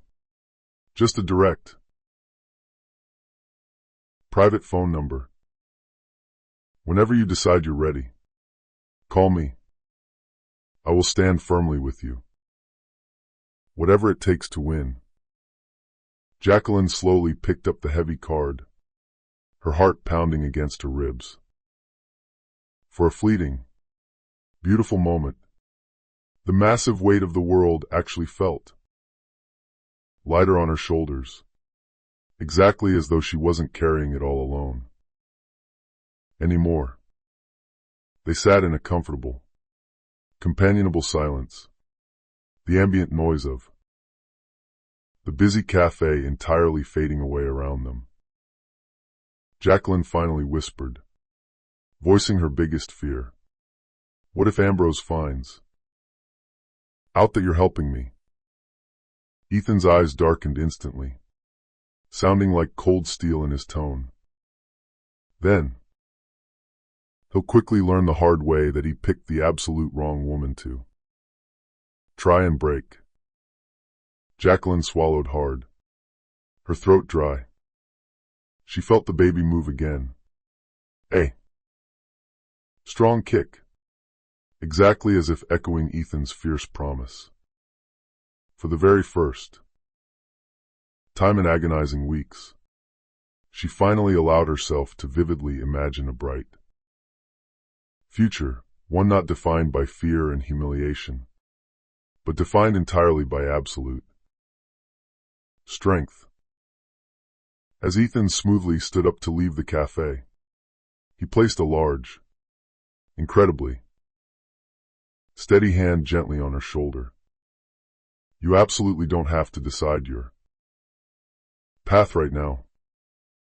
But please remember this when you're finally ready to go to war. You won't be fighting it alone. He turned gracefully and walked out the glass doors of the cafe, his incredibly tall frame cutting an imposing figure through the bright morning sunlight. Jacqueline sat completely frozen in her chair, the black card clutched tightly in her hand, her heart racing wildly with a strange, intoxicating mixture of terrifying fear and profound hope. And in that exact moment, she realized a profound truth. Ambrose wasn't her only massive problem anymore. Because now, the legendary Ethan Blackwell was intimately involved, and absolutely nothing in their world would ever be the same again. Jacqueline stared obsessively at Ethan Blackwell's black card for 3 long days. It lay completely untouched on her bedside nightstand, looking simple but incredibly weighty. A constant, silent reminder that she actually had a powerful choice. Every single morning, she woke up to the cold reality of Ambrose's absence and the agonizing sight of Cassandra's name plastered in the tabloid headlines. Every single night, she cried herself to sleep in the massive, echoing cold cavern of the penthouse. But that small black card glimmered in the dim moonlight exactly like a secure lifeline thrown to a drowning woman.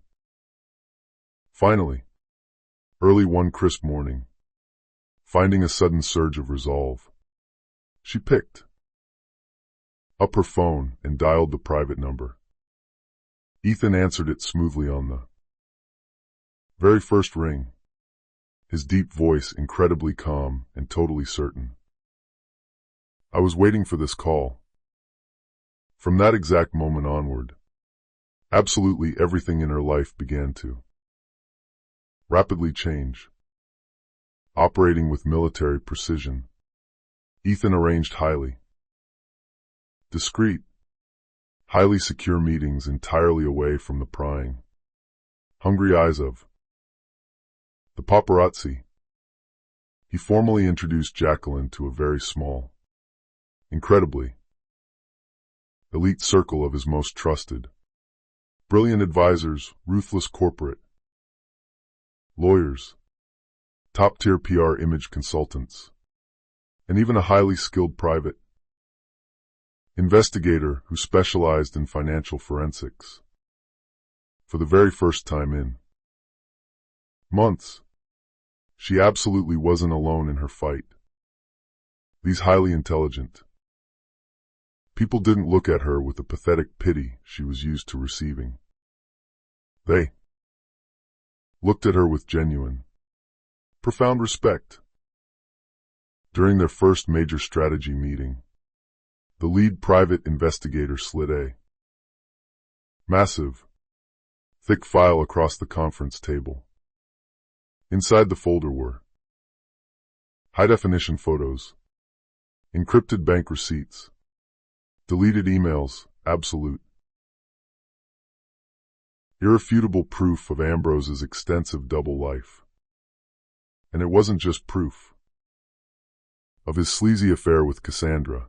It contained damning evidence of highly shady, illegal corporate business deals, massive, hidden offshore tax haven accounts, and extensive financial fraud, all cleverly hidden beneath thick layers of corporate deception.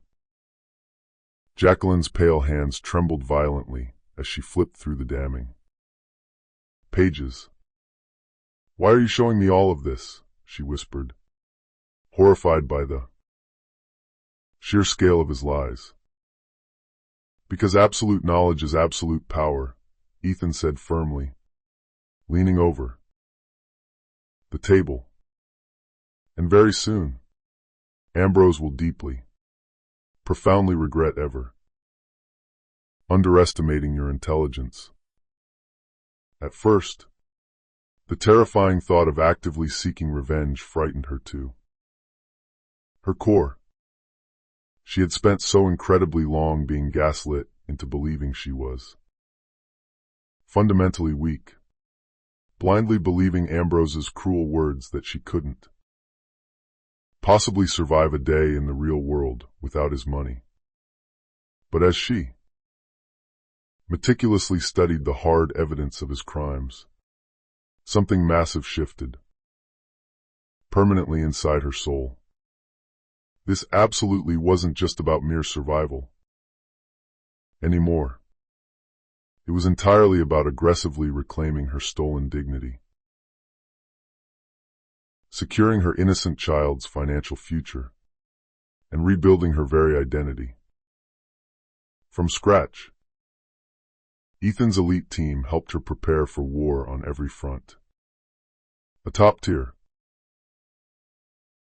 celebrity stylist completely transformed her entire wardrobe, not into the flashy, sequined, objectifying gowns Ambrose had always demanded she wear, but into sleek, highly tailored, powerful outfits that made her feel incredibly strong and authoritative. She wore sharp, tailored suits, elegant maternity dresses in bold, unapologetic colors, and sensible but fierce shoes that clicked highly confidently against the marble floors. The very first time she looked at her new reflection in the full-length mirror, she gasped. She barely recognized herself.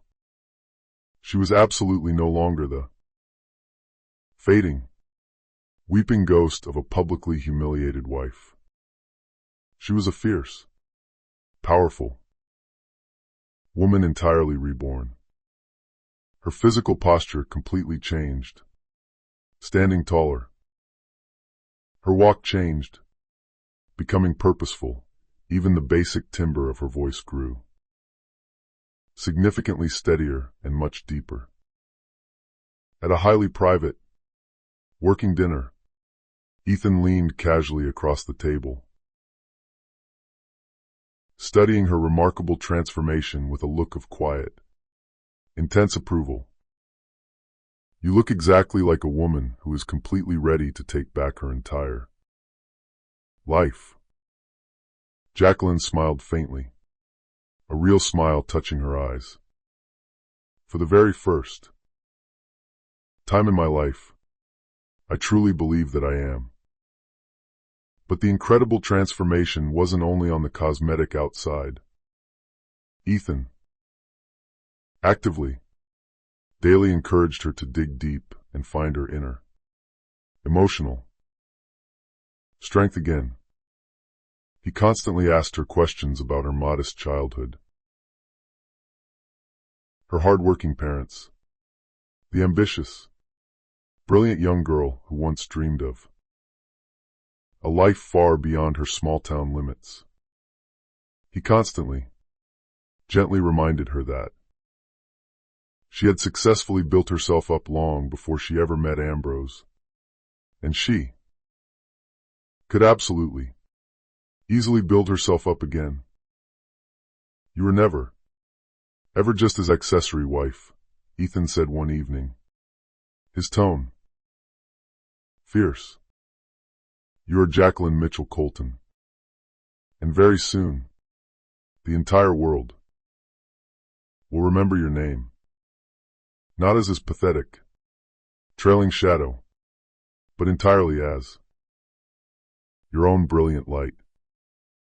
Day by grueling day, she grew significantly stronger. She spent hours practicing formal speeches with a top-tier communications coach, expertly learning exactly how to command the attention of a room without her voice ever trembling. She worked tirelessly late into the night with the corporate lawyers to fully understand her legal rights, her massive financial options, and the laws he broke.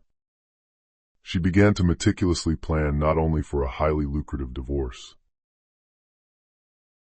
but for a bright, independent future where she could stand tall, easily, providing for her child completely without needing a single drop of Ambrose's poison money. And through absolutely all of it, Ethan was always there. He wasn't hovering oppressively. He wasn't controlling her decisions like Ambrose did. He was simply entirely steady, a massive, immovable presence she could safely lean her weight on whenever the old, creeping fear threatened to return. Sometimes,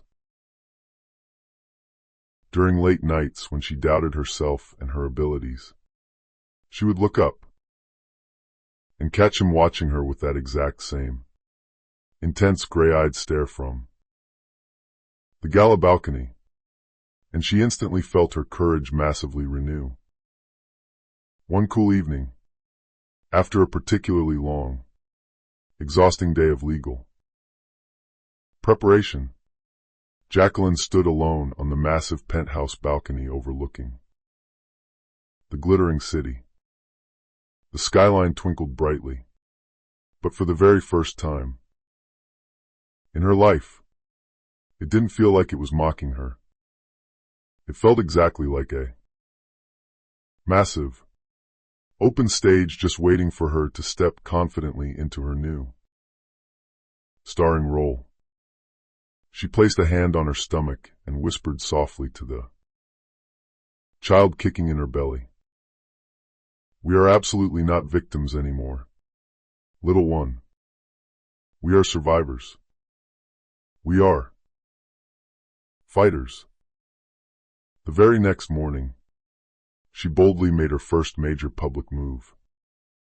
Instead of cowardly hiding her face from the aggressive tabloids, she walked proudly straight into the blinding glare of their cameras. Dressed impeccably in a fitted, elegant black maternity dress and simple, classic pearl earrings, she arrived entirely unannounced at a high-profile charity luncheon that Ambrose had arrogantly assumed she'd be far too embarrassed to ever attend. Every single head violently turned as she confidently entered the room. Loud whispers instantly rippled across the grand room, but not whispers of pathetic pity this time. They were whispers of sheer awe. Jacqueline smiled, a graceful, yet incredibly firm smile, calmly and expertly answering the aggressive reporters. With absolute poise. When bluntly asked about Ambrose and his mistress, she didn't crumble into tears or run away. Instead, she looked directly into the camera lenses and simply, powerfully said, I firmly believe that absolutely every single woman on earth deserves basic respect. I simply will not accept anything less for myself or for my unborn child. The explosive headlines the very next day were drastically, wonderfully different. Jacqueline Colton finally breaks her silence. From public humiliation to incredible strength, a wife's powerful, dignified stand. Ambrose, of course, saw every single one of the headlines. And when he violently stormed into the penthouse that evening, his handsome face was completely twisted into an ugly mask of pure, unhinged fury. Jacqueline, sitting calmly on the couch reading a book, didn't even flinch. "What the hell do you think you're doing playing to the press?" he roared, throwing a newspaper onto the coffee table. Jacqueline slowly closed her book and met his furious, bulging glare with entirely calm, dead eyes. "I am simply taking back my life." He laughed, a bitter, highly desperate sound. "You honestly think anyone in this city actually cares what you have to say? You're absolutely nothing in this world without me. You'll always be nothing."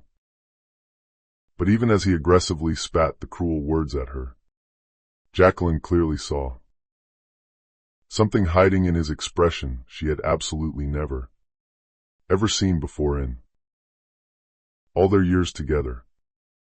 She saw pure, raw fear.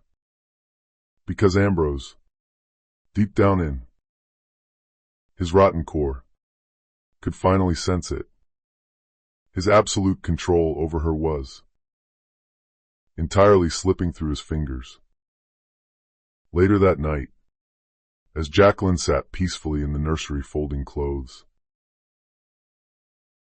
her phone buzzed softly. It was a short, encrypted message from Ethan. "You did incredibly well today." He's deeply rattled. The time for the final blow is coming very soon. Jacqueline exhaled a long breath, resting her warm hand on her belly. She had bravely walked directly into the burning fire and had miraculously survived. For the very first time, she truly, deeply believed she could win this war. But what she didn't know yet was that Ambrose, feeling highly cornered and incredibly desperate to save his reputation, was already aggressively plotting his next vicious move. And this time, he absolutely wasn't planning to play by the rules. The highly anticipated night of the Empire Trust Gala finally arrived with a specific kind of heavy, electric tension that Jacqueline had never felt before in her life. This was absolutely not going to be another painful, traumatic evening of public humiliation. Tonight, she would absolutely no longer play the role of Ambrose Colton's silent, obedient, pathetic shadow. Tonight, she would proudly stand directly in the blinding light, incredibly strong, completely unshaken, and utterly undeniable. Ethan Blackwell had masterfully arranged absolutely everything behind the scenes. Quietly and highly strategically, he had ensured that exactly the right influential reporters, the biggest billionaire investors, and the most powerful social leaders would all be in attendance tonight.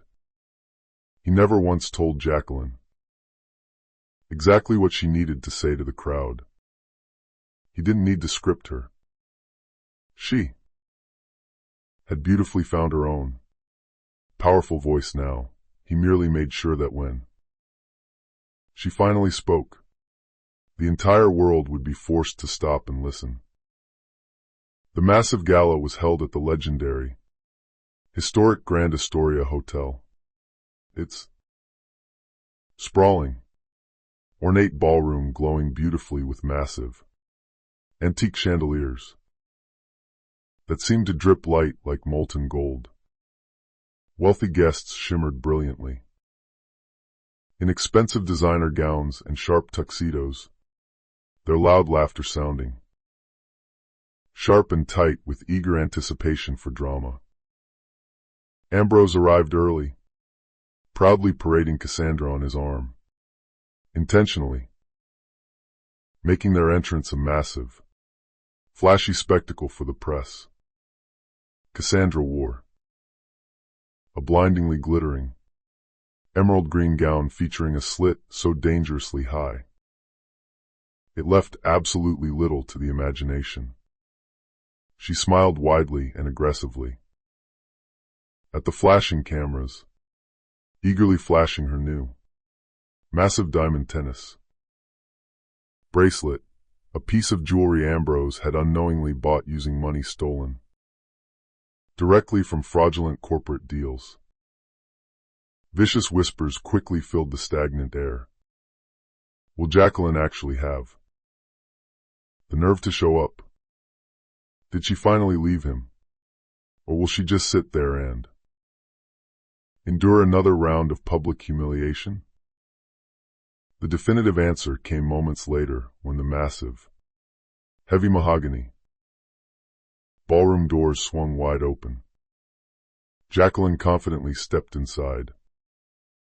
She wore a breathtaking, custom-made midnight blue gown that perfectly and elegantly hugged her pregnant form.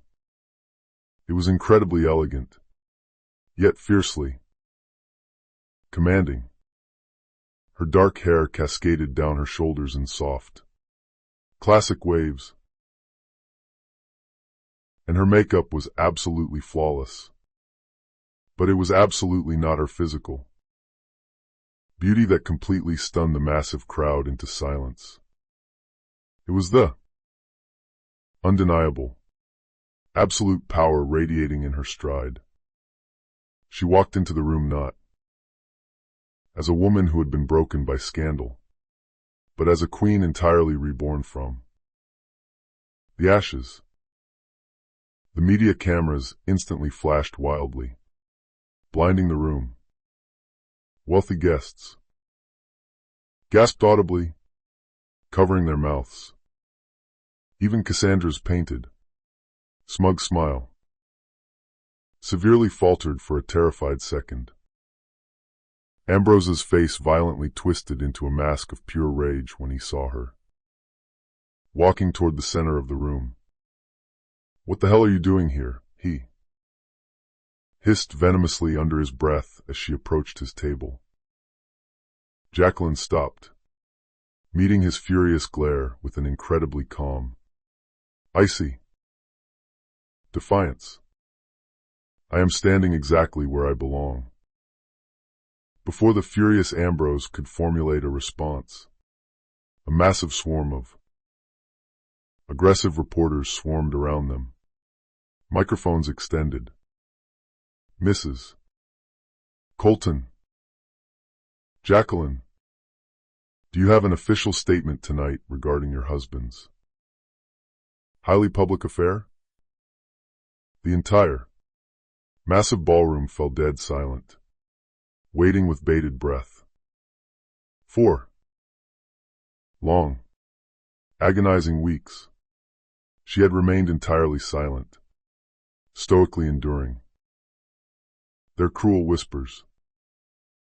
Tonight, her voice rang out, incredibly clear and echoing across the quiet hall. "Yes," Jacqueline said, her gaze steady and lethal as it locked onto Ambrose. "I absolutely have something to say to all of you." She paused, making sure every camera was recording. "A man who casually betrays his sacred marriage vows, who publicly and intentionally humiliates his loyal wife in public, and who coldly mocks the innocent life growing inside her," she rested a highly protective, loving hand on her pregnant belly. Is absolutely not a man who is worthy of your corporate respect. He is not even worthy of your basic pity. Loud gasps violently rippled through the packed ballroom. Hundreds of cameras clicked frantically like a rising thunderstorm. Cassandra visibly stiffened. Beside Ambrose, her acrylic claws digging painfully into his tuxedo arm. Ambrose's face darkened with absolute, unhinged fury. That is enough, he barked loudly, stepping toward her. You absolutely don't know what you're talking about. You are completely nothing in this world without my money. Jacqueline. But Jacqueline simply smiled. A faint, highly amused expression. Her voice remaining incredibly firm. It's funny that's what you keep desperately saying to me. And yet, here I stand before you all, significantly stronger without you than I ever was with you.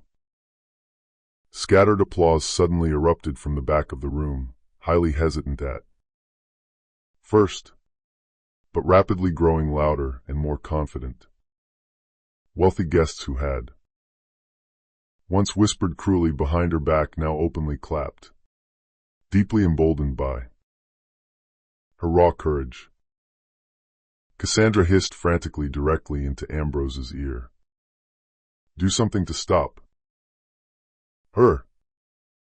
Ambrose, completely desperate to regain the upper hand, frantically pulled a folded legal document from his breast pocket.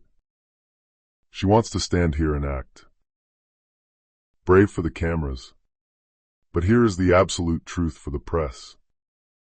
She is still my legal wife. And this, he aggressively waved the paper in the air, is an ironclad prenuptial contract she willingly signed. She gets absolutely nothing in a divorce. No money. No corporate rights. She can't possibly survive a day without my charity. The greedy crowd leaned in closer, incredibly scandal-hungry. But before the sickening wave of humiliation could wash over Jacqueline again, another, vastly more powerful voice cut sharply through the heavy tension in the room. Actually, Ambrose, she can. Every single head in the massive ballroom violently turned toward the sound. Ethan Blackwell smoothly stepped forward from the dark shadows of the ballroom periphery.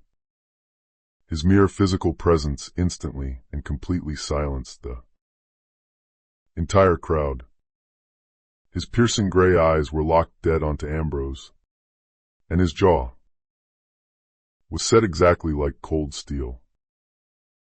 Because, Ethan said smoothly, walking toward them, she is absolutely not standing here alone anymore.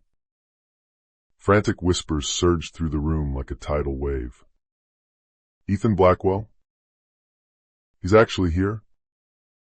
Ethan walked confidently right up to Jacqueline's side, placing a highly protective, steady hand firmly on her shoulder. His deep voice carried the massive, undeniable weight of absolute global authority. Mr. Colton, your pathetic reign of lies officially ends tonight. He gave a slight nod to his chief aide, who immediately stepped forward and handed a massive, thick folder to the nearest, wide-eyed financial reporter. Inside those folders, Ethan said calmly, addressing the press, you will find highly authenticated documents, date-stamped photos, and verified offshore bank records. It is the absolute, undeniable evidence of Ambrose Colton's massive corporate fraud, his illegal offshore tax accounts, and his extensive multi-million-dollar embezzlement from his own investors. This, Ethan said, his voice ringing with absolute finality, is exactly what happens when a weak man builds his entire empire on a foundation of lies. The SEC will officially receive highly detailed copies of these files by tomorrow morning.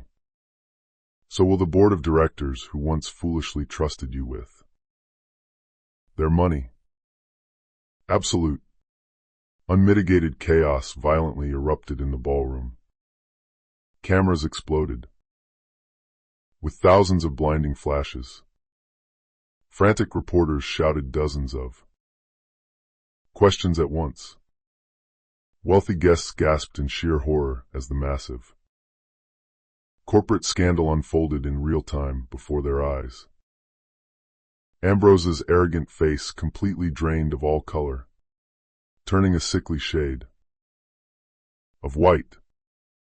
"You," he gasped, his world shattering. He turned violently to Jacqueline, literally spitting venom. "You planned this entire thing with him to ruin me." Jacqueline's voice was completely steady and utterly victorious as she met his panicked gaze. "No, Ambrose. You planned your own ruin the exact day you decided to betray me. All I did was simply stop hiding from the truth." Cassandra suddenly shrieked, violently pulling her hand away from Ambrose's arm, as if he were on fire. "You explicitly said this fraud would never, ever come out. You promised me I was safe."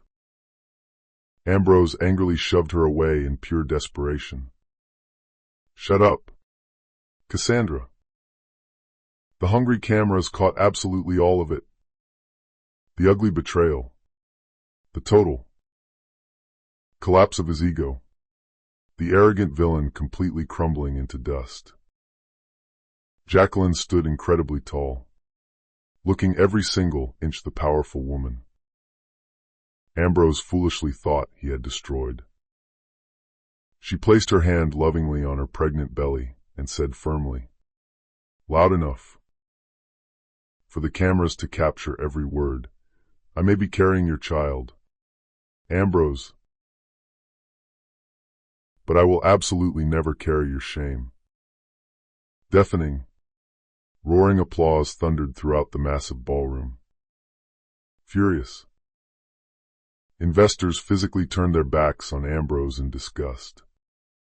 Reporters aggressively swarmed Ethan and Jacqueline for quotes. Cassandra stormed out of the room in hysterical tears. "Winning hair makeup." Ambrose stood completely alone in the center of the floor, sweating profusely under the bright lights of the society that had once adored him.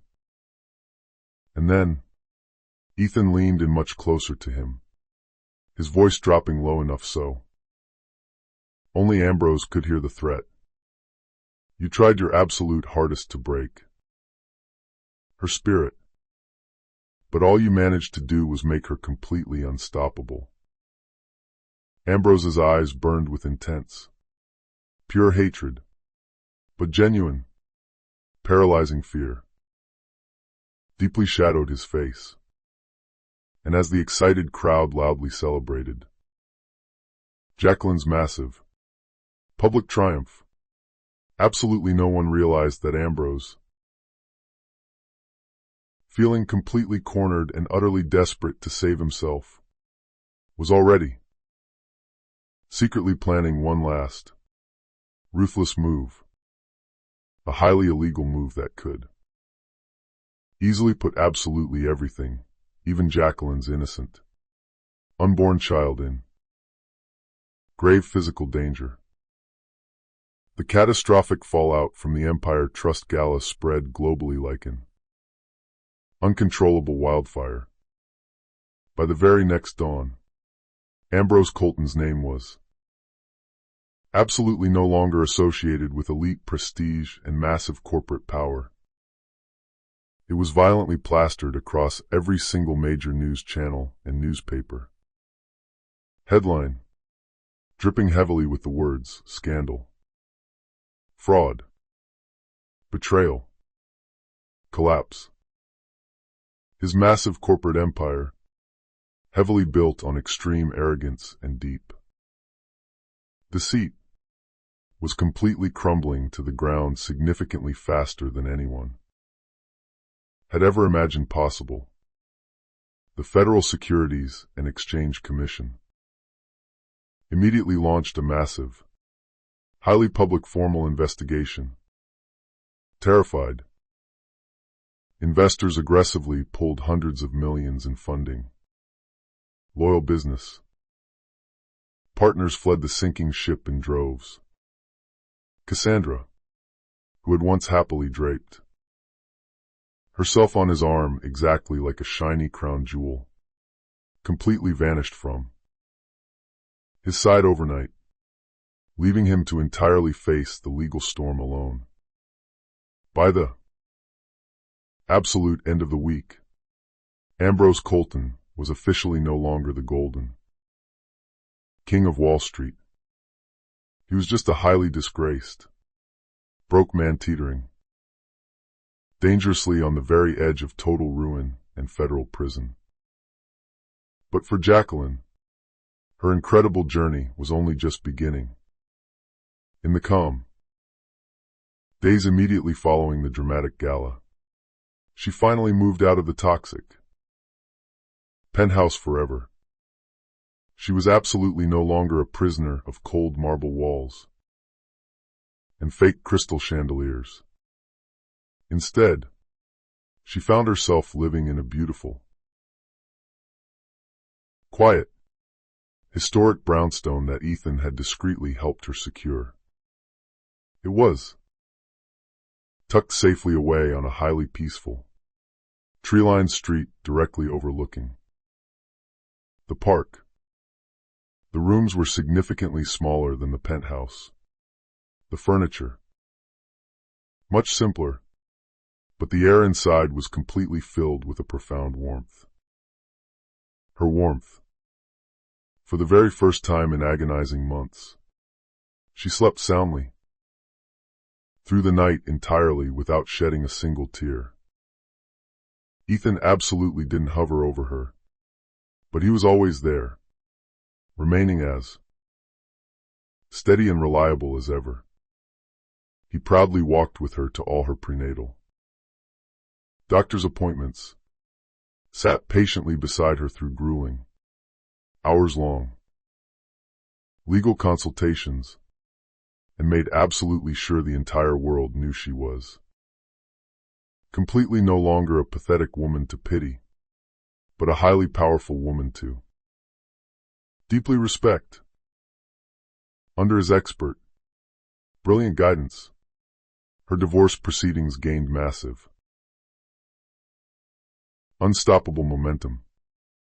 Ambrose's expensive lawyers tried desperately to fight the settlement in court, but the overwhelming mountain of hard evidence regarding his massive financial fraud entirely weakened his every single legal move.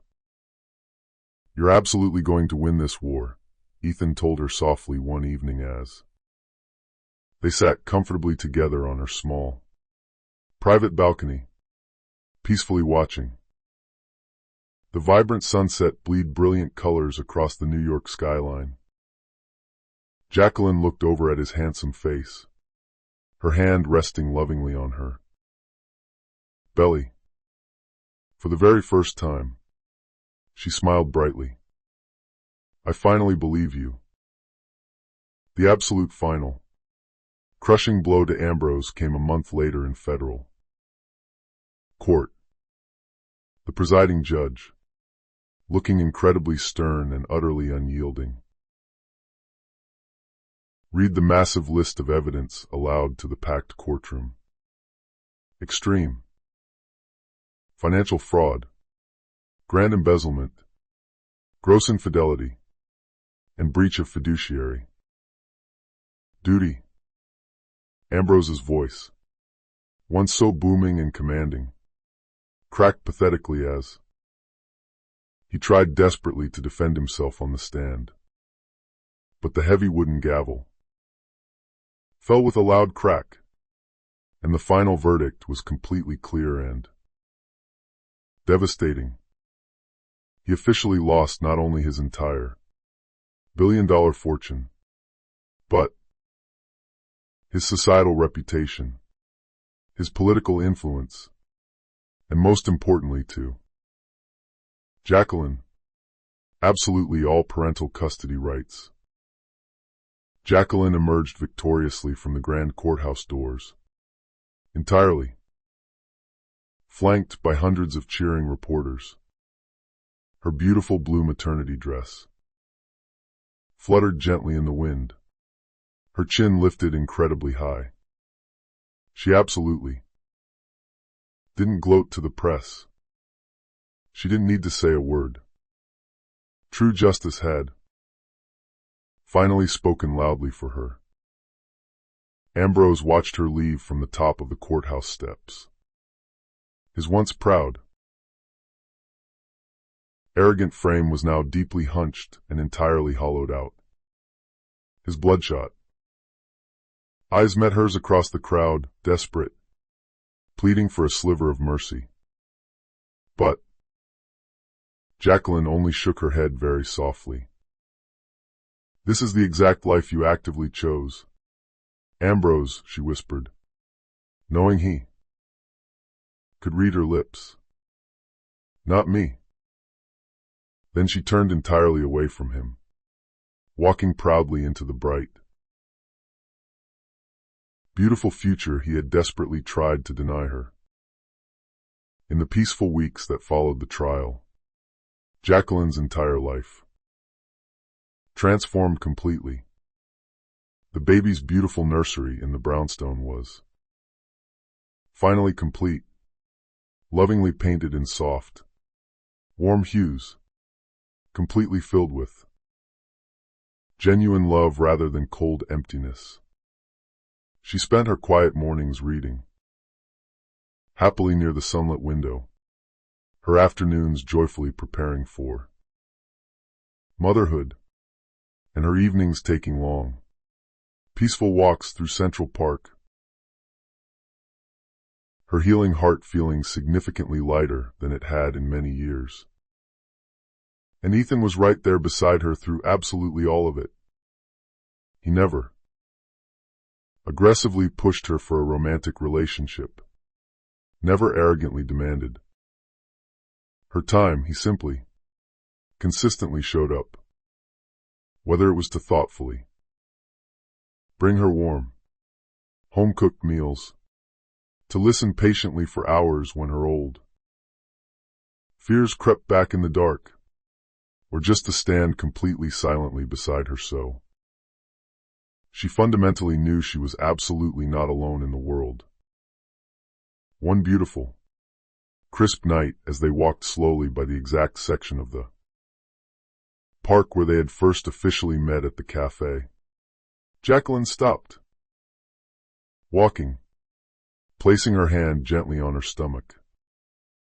"Ethan," she said softly, looking up into his face, "why did you really go out of your way to help me?"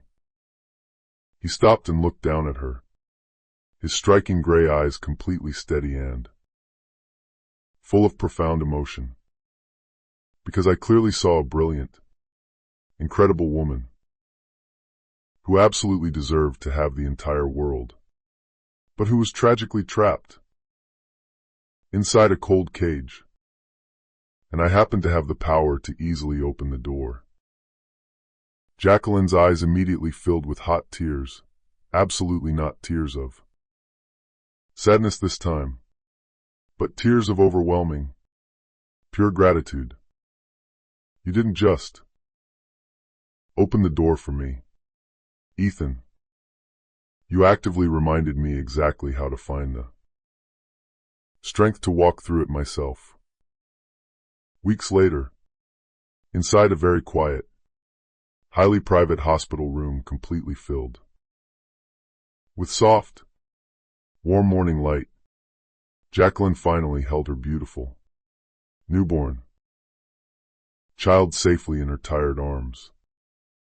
The tiny baby's fragile fingers curled tightly around her index finger, instantly forging a beautiful, unbreakable bond. Warm tears streamed happily down her glowing cheeks as she kissed the baby's soft head and whispered, "We're completely free now. My love, you will absolutely never have to know the pain I lived through. You will only ever know the profound love I carry for you." Ethan stood quietly in the hospital doorway, respectfully watching the beautiful scene silently, his handsome expression incredibly tender and full of awe. When Jacqueline finally looked up and caught his eye, their gazes met deeply, and absolutely no words were needed between them to express the love growing there. He absolutely wasn't trying to replace anyone in her life. He wasn't desperately trying to act as her white knight rescuing her. He was simply standing firmly beside her, openly offering her something she had once tragically thought was gone forever: true partnership, absolute respect, and endless hope. The busy months that joyfully followed painted an entirely new, vibrant life for Jacqueline. She proudly used her platform to launch a massive, highly funded, nonprofit foundation specifically dedicated to helping vulnerable women facing domestic betrayal, financial abuse, and extreme public humiliation. Her organization actively offered massive financial resources, free top-tier legal aid, and deep emotional support. Her incredible life story, which was once a source of deep, painful scandal, magically became a massive source of immense strength for countless others across the globe. Newspaper headlines officially shifted from betrayed wife to empowered global leader. She stood confidently at a podium one evening, passionately addressing a massive crowd of women who had also been violently silenced by fear, deep humiliation, or emotional abuse. Her voice was incredibly steady, her physical presence utterly commanding the massive room. "We are absolutely not weak," she projected into the microphone. "We are absolutely not broken. We are absolutely not defined by the cruel men who actively tried to destroy us. We are entirely defined by the exact way we powerfully choose to rise again from the ashes." The massive crowd instantly erupted into deafening applause. Hot tears glistening brightly in the eyes of thousands of women who finally felt completely seen and validated. Ethan proudly watched her shine from the very front row, immense, unconditional pride glowing brightly in his gaze. And Ambrose? He was absolutely nothing more than a pathetic ghost now. He had been completely stripped of all his corporate power, entirely abandoned by the shallow Cassandra, and permanently shunned by the wealthy world he had once arrogantly ruled. His name, which was once heavily feared in the industry, was now nothing more than a pathetic, cautionary warning whispered in boardrooms to Young executives, don't become another arrogant fool like Ambrose Colton. Jacqueline, meanwhile, had beautifully and triumphantly become absolutely everything he arrogantly said she never, ever could be. On a quiet, beautiful evening, as she gently rocked her sleeping child in the warm nursery, she looked out the window at the city and whispered, "We made it. We're completely safe now. We're deeply loved." Her healed heart swelled with profound peace, her strong spirit remaining perfectly steady. She had bravely walked straight through the burning fire of betrayal and had emerged not only completely unscathed, but infinitely stronger.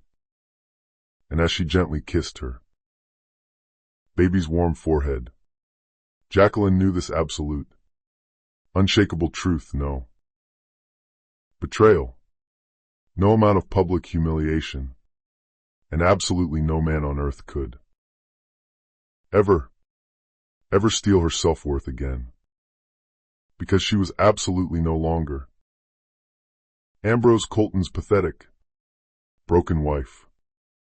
She was Jacqueline. She was a survivor. She was a mother. She was a leader. And she was truly, deeply loved. So that's it, my dear friends. The incredible story has finally reached its last beautiful page. But if you are actually still right here sitting with me, right now, listening to these final words, it clearly means that something significantly deeper in this story has profoundly touched your heart today. Maybe you saw a painful, familiar piece of yourself reflected in Jacqueline's difficult journey.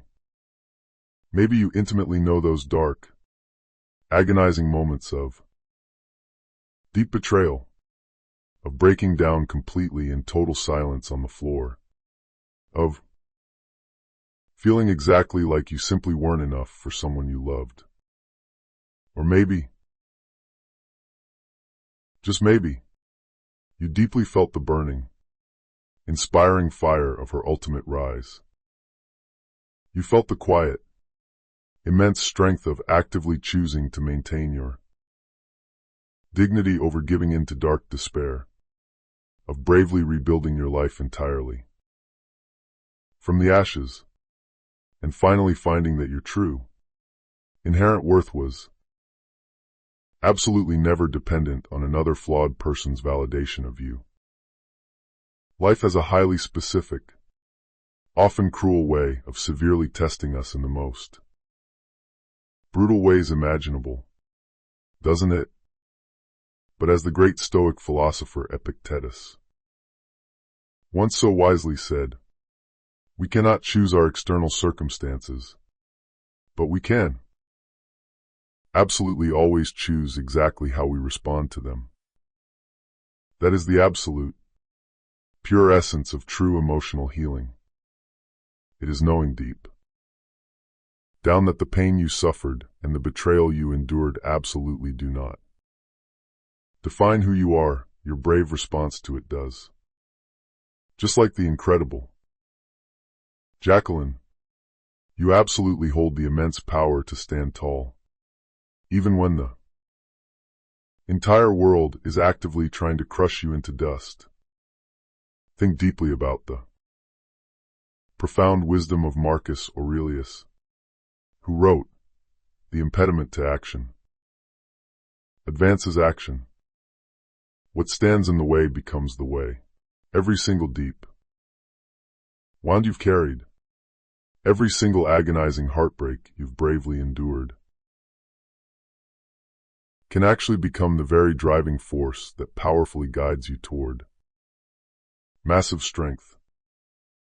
Jacqueline's crushing public humiliation eventually became her greatest turning point in life.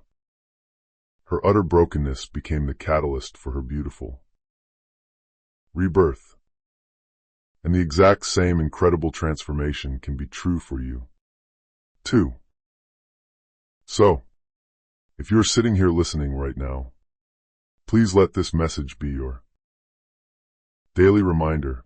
You are absolutely not broken. You are simply being powerfully reshaped into someone significantly stronger, vastly wiser, and infinitely freer than you ever imagined possible. Whatever massive betrayal you have faced in your life, whether it was in a romantic love, in a deep friendship, or even in your own exhausting daily battle with self-doubt, always remember that true healing is absolutely possible. Rising up again is completely possible for you. And now, I sincerely want to invite you to join us in this incredible, growing movement of inner strength and hope.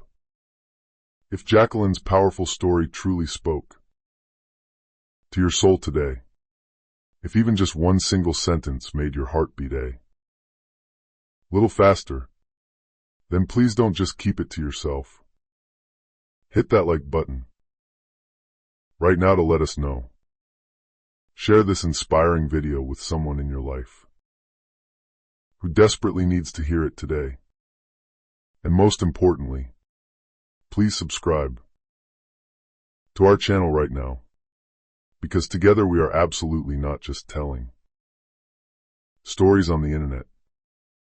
We are actively building a massive, supportive community where absolutely no one ever has to rise from the ashes alone.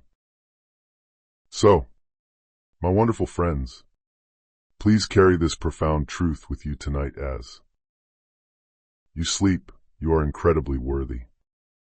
You are vastly stronger than you even know. And your unique, beautiful story, just exactly like Jacqueline's, can absolutely become a brilliant beacon of hope for others in the dark. Thank you so much for watching, and I will see you all in the next video.